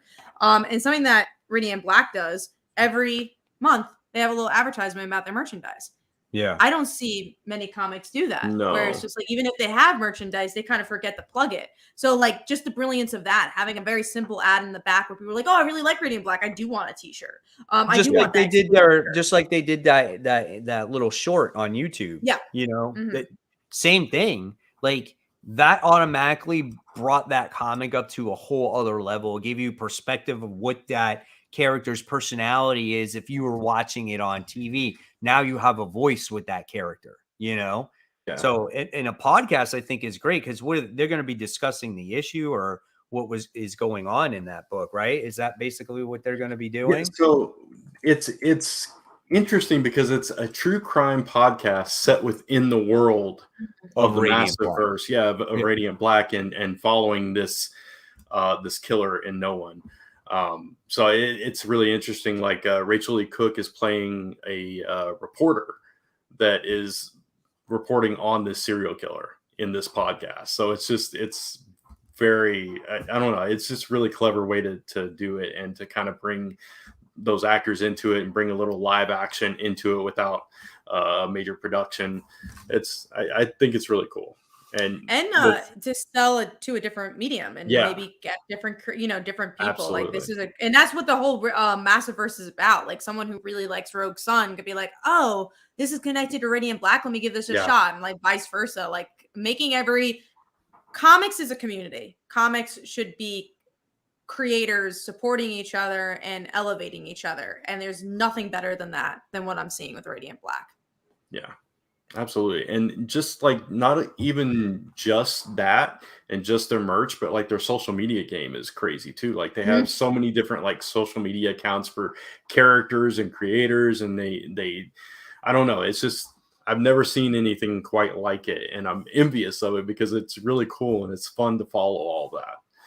And it just Yeah. it immerses you completely in that world. Yeah, I've never seen a comic do it to this Yeah. extent, and I Right. Yeah. wish people would see it even more and just celebrate it. Yeah. Because again, I'm just Hopefully like it does. I mean, applause. hopefully it picks up even more. It'd be great Yeah. if it does. Look, if it gets a TV show, that's when that's when it will pick up even more. Because I feel like if that gets picked up and it becomes like the next Invincible, which I could see it happening, like And that will make this a big name. yeah, and speaking of never promoting merchandise, you guys can buy our merchandise right here.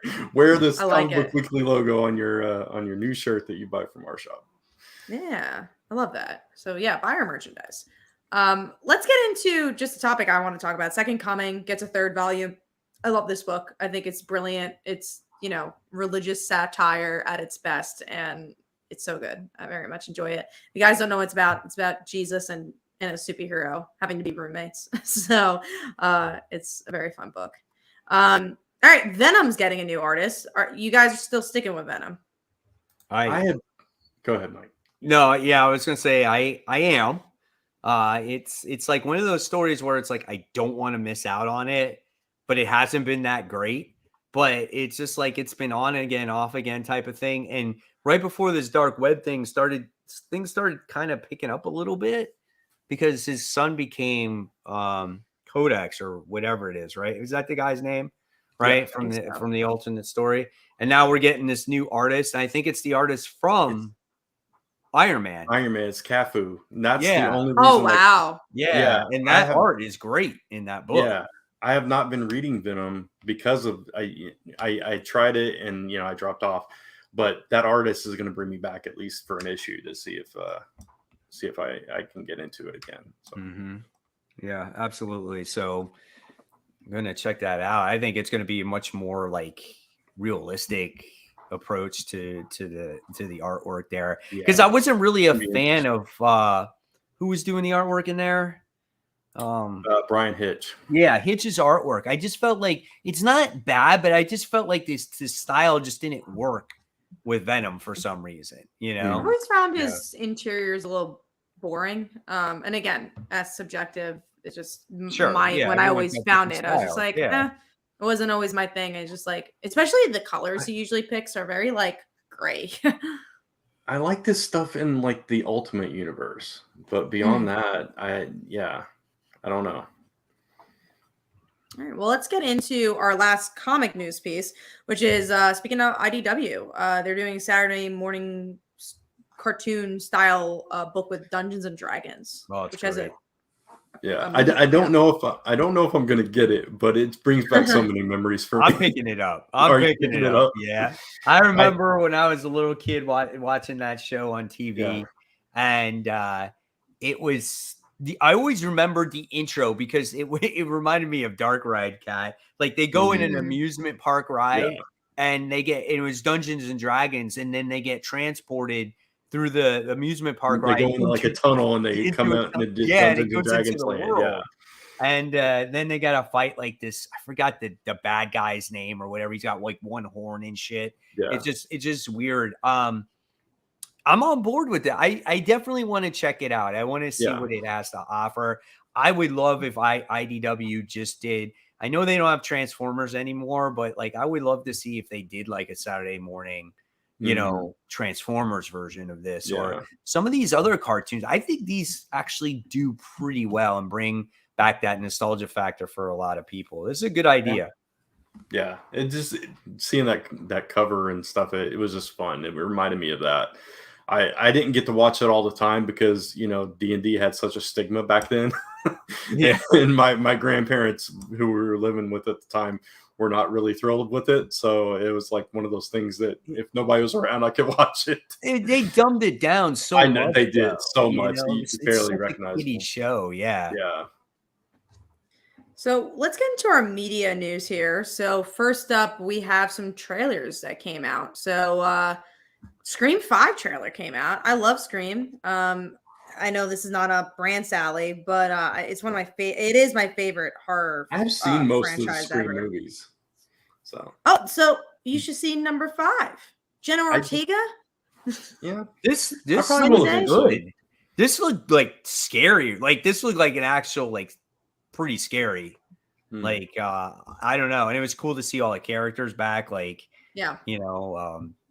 Courtney Cox and what's it called? And well, Sydney's not coming back. Sydney's not coming back for this one. She was in the trailer, wasn't she? She was. Oh, if she is, she's not coming. Yeah, Neve Campbell's not coming back for this movie. Arquette. Arquette was in it. Yeah. I will say, you watched the last one. Arquette's not in it. Okay. So the only one who would be returning is Courtney Cox, which is kind of crazy. The reason Neve Campbell's not returning is because they didn't pay her enough money. Was that it? Really? Yeah. So there's a reason why Arquette's not returning. But I will not spoil the last movie for you. Well, I'm but guessing he's dead. But something happens to him that he will not be returning to the next movie. I guess I didn't watch 4. So, but don't worry. The best Scream character ever, and I'm not lying about this. This is such a cult character. Hayden Panettiere's Kirby is coming back, and we all wanted Kirby in the last movie. It's like, where's Kirby? Where's Kirby? And she's fantastic, and she is returning. So that's all that matters. But yeah, no, I like that it was placed in New York. I thought that was really interesting. It's a little different from what we've gotten. We've never really seen Scream in a city. It's usually in a suburb. So I love this franchise. Can't wait to see it. I didn't love the last movie, but Jenna Ortega is a master at everything. I haven't watched Wednesday yet, but I loved her in X. I loved her, and I thought Fallout was really good. We just had a year where we just saw all these Jenna Ortega movies. She was in the Foo Fighters horror movie, and we're like, we like this girl. And I saw Wednesday. now I watched it. Was it good? I heard it was good. It's not bad. I mean, my daughter watched it. We watched it as a family.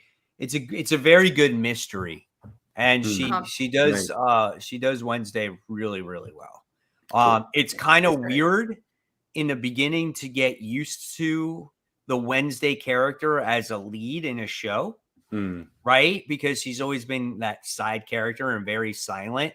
And to her actually going into this, it's just like, it's weird, but it is good. It gets really good. And it's definitely like made for all ages and like more of a younger audience as well. But it's fine. I liked it. I had a good time with it. Cool. It's on the list. Yeah, I've heard good stuff. The ever-growing list. Cool. Let's get into the other trailer, which was... Brant, I can't believe you didn't see this trailer. It was the Barbie trailer. It was everywhere. Why would I watch it? And honestly, you gotta watch the Barbie trailer.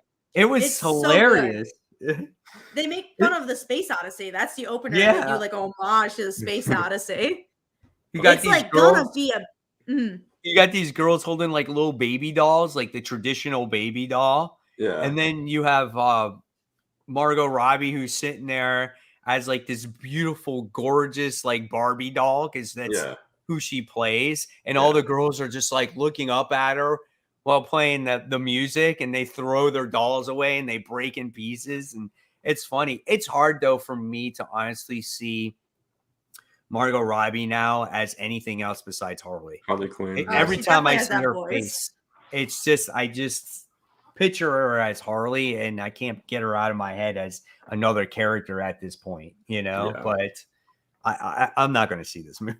That's what I'm saying. Why would I watch the trailer then? I had to see the trailer though, just to see what it was. I saw that on the list. And I was like, nah. I'm good. Greta Gerwig, who was the director for like Lady Bird and movies that were Oscar nominated movies, is directing this movie. So this is not your traditional Barbie movie, Brant. But it's about Barbie. I don't care. No, it's gonna deconstruct Barbie. Is it gonna deconstruct Barbie? Yeah, it's gonna deconstruct Barbie, guys. She's gonna be poor, and she's gonna be side by side with Tony Stark. It's gonna be a crossover. Well, supposedly, I think there's different Barbies too, so it's not just Margot Robbie. There's like Shang-Chi is gonna be a Ken. It's gonna be the best movie of the year. Just you wait. Shang-Chi's gonna be a Ken. I'm so excited. Oh yes, my he is. He's goodness. gonna be a Ken. Wow. It's gonna be so good. I love the trailer. I believe this is gonna be my favorite live action movie ever. So I'm excited for Barbie. I'm sorry for the Shang-Chi guy. He's No, you're gonna love it. You're gonna find out about this movie next year and be like, I can't believe I missed Barbie. Sure. You are. I promise you. Okay. There's this meme going around where they're like tickets of like the Soprano guys going to see Barbie. So it's like, oh, here's all these like old men and like dude bro men going to see Barbie. Fucking Barbie. You gotta watch Barbie. No. Let's go. Well, Willie's passing too. I'm gonna convince you guys.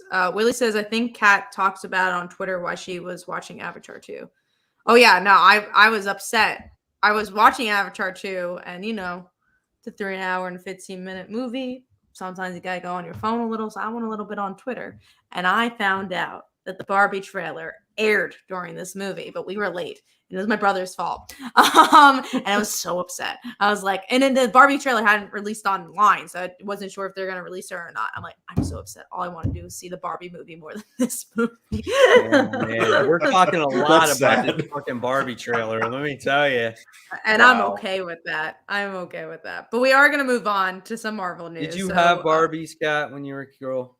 I had one. I wasn't a Barbie girl. Well, I remember I had a couple that was like in the box, and I was like, well, that's gonna be a collectible. Was it one of those things where your parents bought it for you, thinking? Oh yeah, I didn't care for them. Yeah, no, I was not a big fan of Barbies, but I also wasn't like detested by them. I was just like, whatever, they're not the thing I'll gravitate towards. We lived with my cousin for a couple of years, and she's a couple of years older than me, and she had a bunch of them, and her friend would tease me, and they would like take their shirts off and run at me and say boobies, boobies, boobies. I was like so 10. I was like, yeah. I don't know, it was weird. That definitely is weird. But at least they love their Barbies. Yeah, they did. It bothered me that their knees couldn't bend. That's what bothered you. Yes. I had a friend, like a school friend that my parents were close friends with, and we would always go to her house. And it was a childhood friend, and she had Barbies, right? She had like Barbie, Strawberry Shortcakes, My Little Pony. She had all those. And so when we were there, what did we play? Barbies, right? Because that's all she had. Yeah. And I remember that these things had all these vehicles and shit like that, and you couldn't put them in the goddamn vehicles because their damn knees couldn't bend. Like, what the heck, dude? That is true. It was kind of messed up. I'll agree with that. I played more Polly Pocket because I remember the rubber interested me. I was like, at least like you could like put clothes on it, and just like it was just a different texture. So I was like, okay, this is interesting. And their hair was weird. I did play with my cousin's Barbies because they were there, and I was bored. But exactly. Well, you don't have to explain that away. No, you're going to see the Barbie movie, and that's okay. I'm just saying. I had my G.I. Joe figures. That they were action figures, right? I did, of course. Yeah. As a girl, I definitely did too, though. I feel like we all still, like, I don't know. I don't think I was like, I just thought it was just like my little friend that I'd play with other figures, you know? Like I would put the Barbie in the Barbie van and make it like the Barbie action van. It would be riding on the bed, and it would be like, bring out my 18 characters and play, interchange, yeah. Eventually, I made everything wrestlers, though, so you know. G.I. Joe's, Transformers, I don't care what it was. They became wrestlers. They're all wrestlers. Yeah. That's so funny. Well, let's get into John. I can never pronounce the last name. Krasinski doesn't think he'll be in the MCU as Mr. Fantastic, which that's a shame. That sucks. You know? He wasn't in it very long, but it seemed like he would play a pretty good, Mr. Fantastic. But he could be just saying it to keep the mystery alive. I hope. I still want to see him and his wife play Reed and Sue. I would love that. That would be fun. Yeah. I think that'd be interesting. Emily Blunt. Yes. All right, well, let's get into the last big news. This was huge news online that Henry Cavill will not be returning as Superman because they don't want any of the DC Extended Universe people to be back because Gal Gadot, we talked about last week, is not going to be back. It's just crazy because they just had made that announcement. So it's like to Yeah. erase that. That's the crazier part. Because Gail, like there wasn't an announcement that Wonder Woman 3 was going to happen. It was just such a big thing. But there's a part that I understand because you want to like erase, you want to do something new. Well, But he also has Suicide Squad. And he's not erasing that. yeah, well, I mean, they made that announcement before like James Gunn came on board, so it's like Right. all the plans changed after that. But what got me about this news was the complete outcry across social media of outrage that he was no longer going to be Superman. I couldn't believe it. It's like, The oh reaction. my goodness. It was every other post on every social media account I have. I was seeing all this trashing James Gunn and DC for firing Henry Cavill, and I'm just isn't it funny though? Because it's just like, what did everyone fucking do? That's what I'm saying. Yeah. With him, with Batman versus Superman and all the other Superman movies, like trashing it and whatever it is, and now all of a sudden it's just like a complete 180. Yeah. Yeah. Did it have to do with the whole Black Adam, end credit scene where people were looking forward to seeing that? Was that what changed people's mind? I think it was just a new director and a new writer. So I think it was more of like, but then also you find out that James Gunn's writing the Superman movie. So it's just like, oh man, like it kind of like, I understand he's a good creator, but like also like give chances to other people. I think it's just, the direction that he wants to go with Superman is a younger Superman. That's like he was trying to go. Like I read the article and they said a younger Superman or maybe a different type of Superman. So they look like maybe they could also still be exploring Val-Zod. Yes, Val-Zod as well. So they're still exploring that. Which I would like. I've seen Superman 10,000 times. Give me a different Superman. Like I'd be totally fine with that. Especially if you're not going to have Henry Cavill. Like why? Yeah, I don't need to see him again. I don't need to see another version that looks like him. Give me a younger version or give me, someone that's not white. Like I think that'd be great. So this is true too. Rock is out of the Black Adam also? That hasn't been confirmed. That I think it's just, speculating. I just know it like bombed in the box office, right? But Black Adam did pretty well. Yeah. I took it off only because I only marked it down. But HBO Max doing well there, doing well on HBO Max. Which I'm not surprised because like a lot of people I personally was not a fan of Black Adam. I thought it was I love it. Simplistic, overdone. I mean, was it it did have action? Yeah, it was some of the effect, but the plot wasn't that great. It was an okay movie. I don't get why there was a lot of people that loved this movie, Well, I think because they love The Rock, Maybe, I guess so. Yeah. I mean, was Avatar, I guess you didn't like Avatar? I didn't hate it. It's just very, very, very long. And I think it's not, I didn't love the movie. I wasn't like, oh my God, this is the best world ever. But I'm like, all right, like, I'm glad I saw it. Like the characters were interesting enough, but yeah, I didn't fall in love with it. It was middle of the road for me, but not in the way The Rock was. The Rock actually, there's an article from 6 hours ago. The Rock actually posted a statement about Black Adam. Oh, what did he say? He said, I'm trying to get the gist of it because it's a long response. But he says it's not going to be in the first chapter of storytelling in James Gunn's whatever he's doing. But where is it? DC and $7 have agreed to continue exploring the most valuable ways Black Adam can be utilized in future DC multiverse chapters. So it sounds like they're still moving forward with it at this point. Mm-hmm. Right. That's it's funny, also one of the more recent movies. Mr. Negative just posted too. He just posted. See? Yeah, there you go. Okay. I think because like it's not as attached to like Snyder's stuff and like before that. So maybe that's also it's a little bit of an easier movie to have. And also it's The Rock, so probably can sell it pretty well. But that's all the news. So let's get into the most anticipated. We had a lot to talk about this week. Yeah, let's do it. Pull that over there. All right, so this time, do we just have one book in common throughout all of us this time? I think me and Mike maybe have two. Yeah. Yeah, me and Mike have There's a couple. Yeah, there's a couple between Mike and I. Oh, and you guys have two. Okay. There you go. I see that now. Sorry. So yeah, I I always see Kat's first because she's always the first one to fill out the sheet. So I'm every like, okay. Wednesday I do it. That way I don't forget to do it. And I'm already looking at my comics to send my pull list to my stores. I'm like, let's do my most anticipated now. Gotcha. So I'm like, okay, well, I'm not going to copy her list because we'll have the same book. So I'm just going to change it up a little bit. So I had to dig a little deeper to find mine, but we'll get into it. So let's start with yours, Kat. What is your third most anticipated comic this week? Batman, Superman, World's Finest. I think this is a wonderful book. And this issue, I believe you find out who Boy Wonder is. So you're going to find out the identity in this issue. And then number 2 for me is a book I normally do not get, but it's an annual. It's X-Men annual because it's all about Firestar. So I want to. I'm really excited about that. Yeah. And honestly, the last time I enjoyed anything X-Men related was in the gala when we found out Firestar was going to be on the team. But I'm like, I do not want to read X-Men. But I like Firestar, so I'm like, this is easy. This is just about her, so I'll pick that up.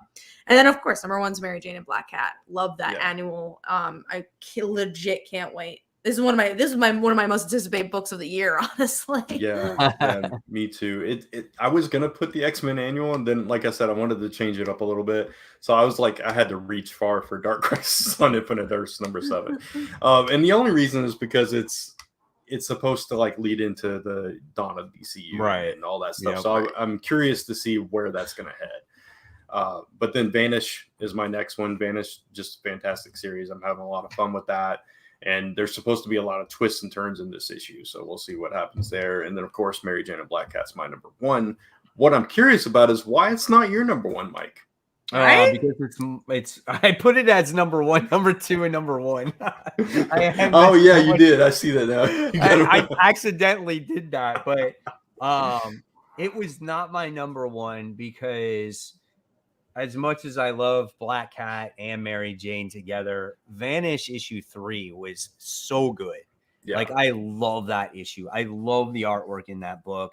And I love that maybe this main character is probably going to become a villain in this series. Yeah. That is my prediction in it. And everything about that last issue was so good. I love how, like, he absorbed power for the first time. And he was just like, oh my God, this feels amazing. And I just think it's going to go to his head. And I feel like his wife is going to have to take him down. And I think his best friend's going to try to take him down. And I think the anticipation for this is so good.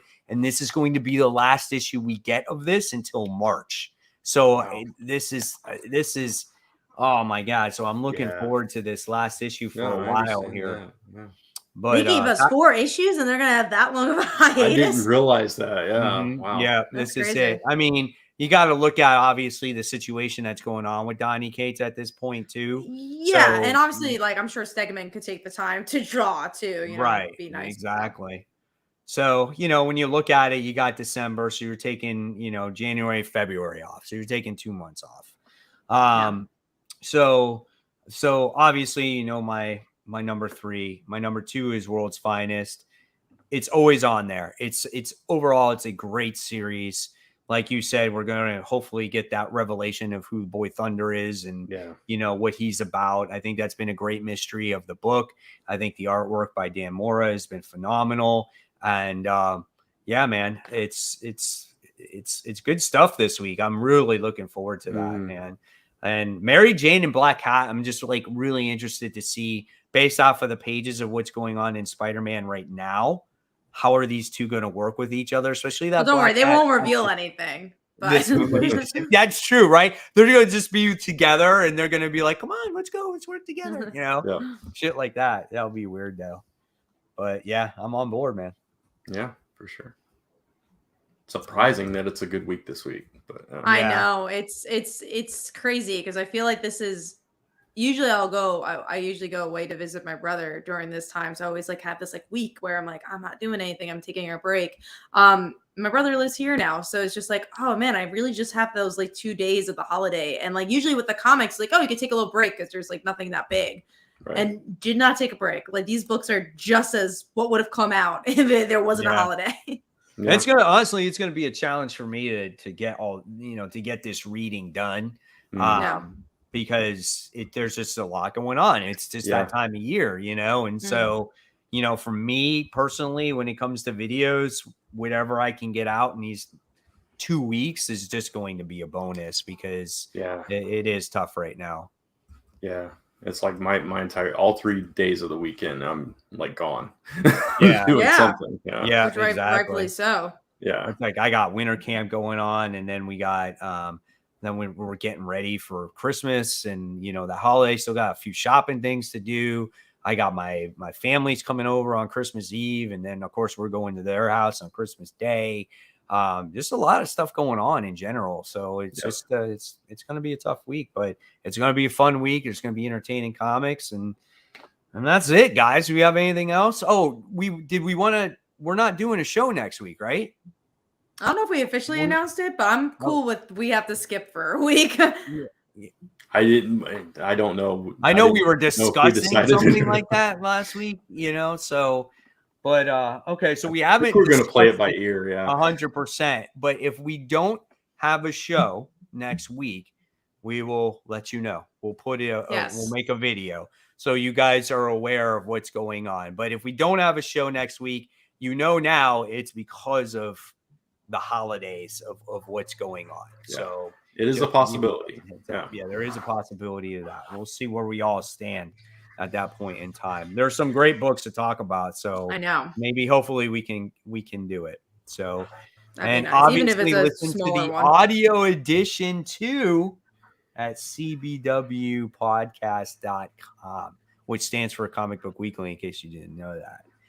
So I think this is it, guys. I think we're going to say goodbye and want to wish you guys if you celebrate Christmas, Merry Christmas. If you celebrate Hanukkah, that's going on right now also. So happy Hanukkah as well. And of course, guys, thank you for watching another episode of Comic Book Weekly. If you like this video, of course, give it a thumbs up. Don't forget to subscribe over on Comic Book Weekly and on Comic Book Corner 2.0. Hit the bell so you don't miss the notifications for this show. We got to make sure you hit all notifications. And, of course, follow us on all those wonderful social media platforms, which is Facebook, Twitter, Instagram, and, of course, YouTube. So, again, guys, hot girls are here. Right at the end. Real soon. Take care. Have a good night. Good night, everyone.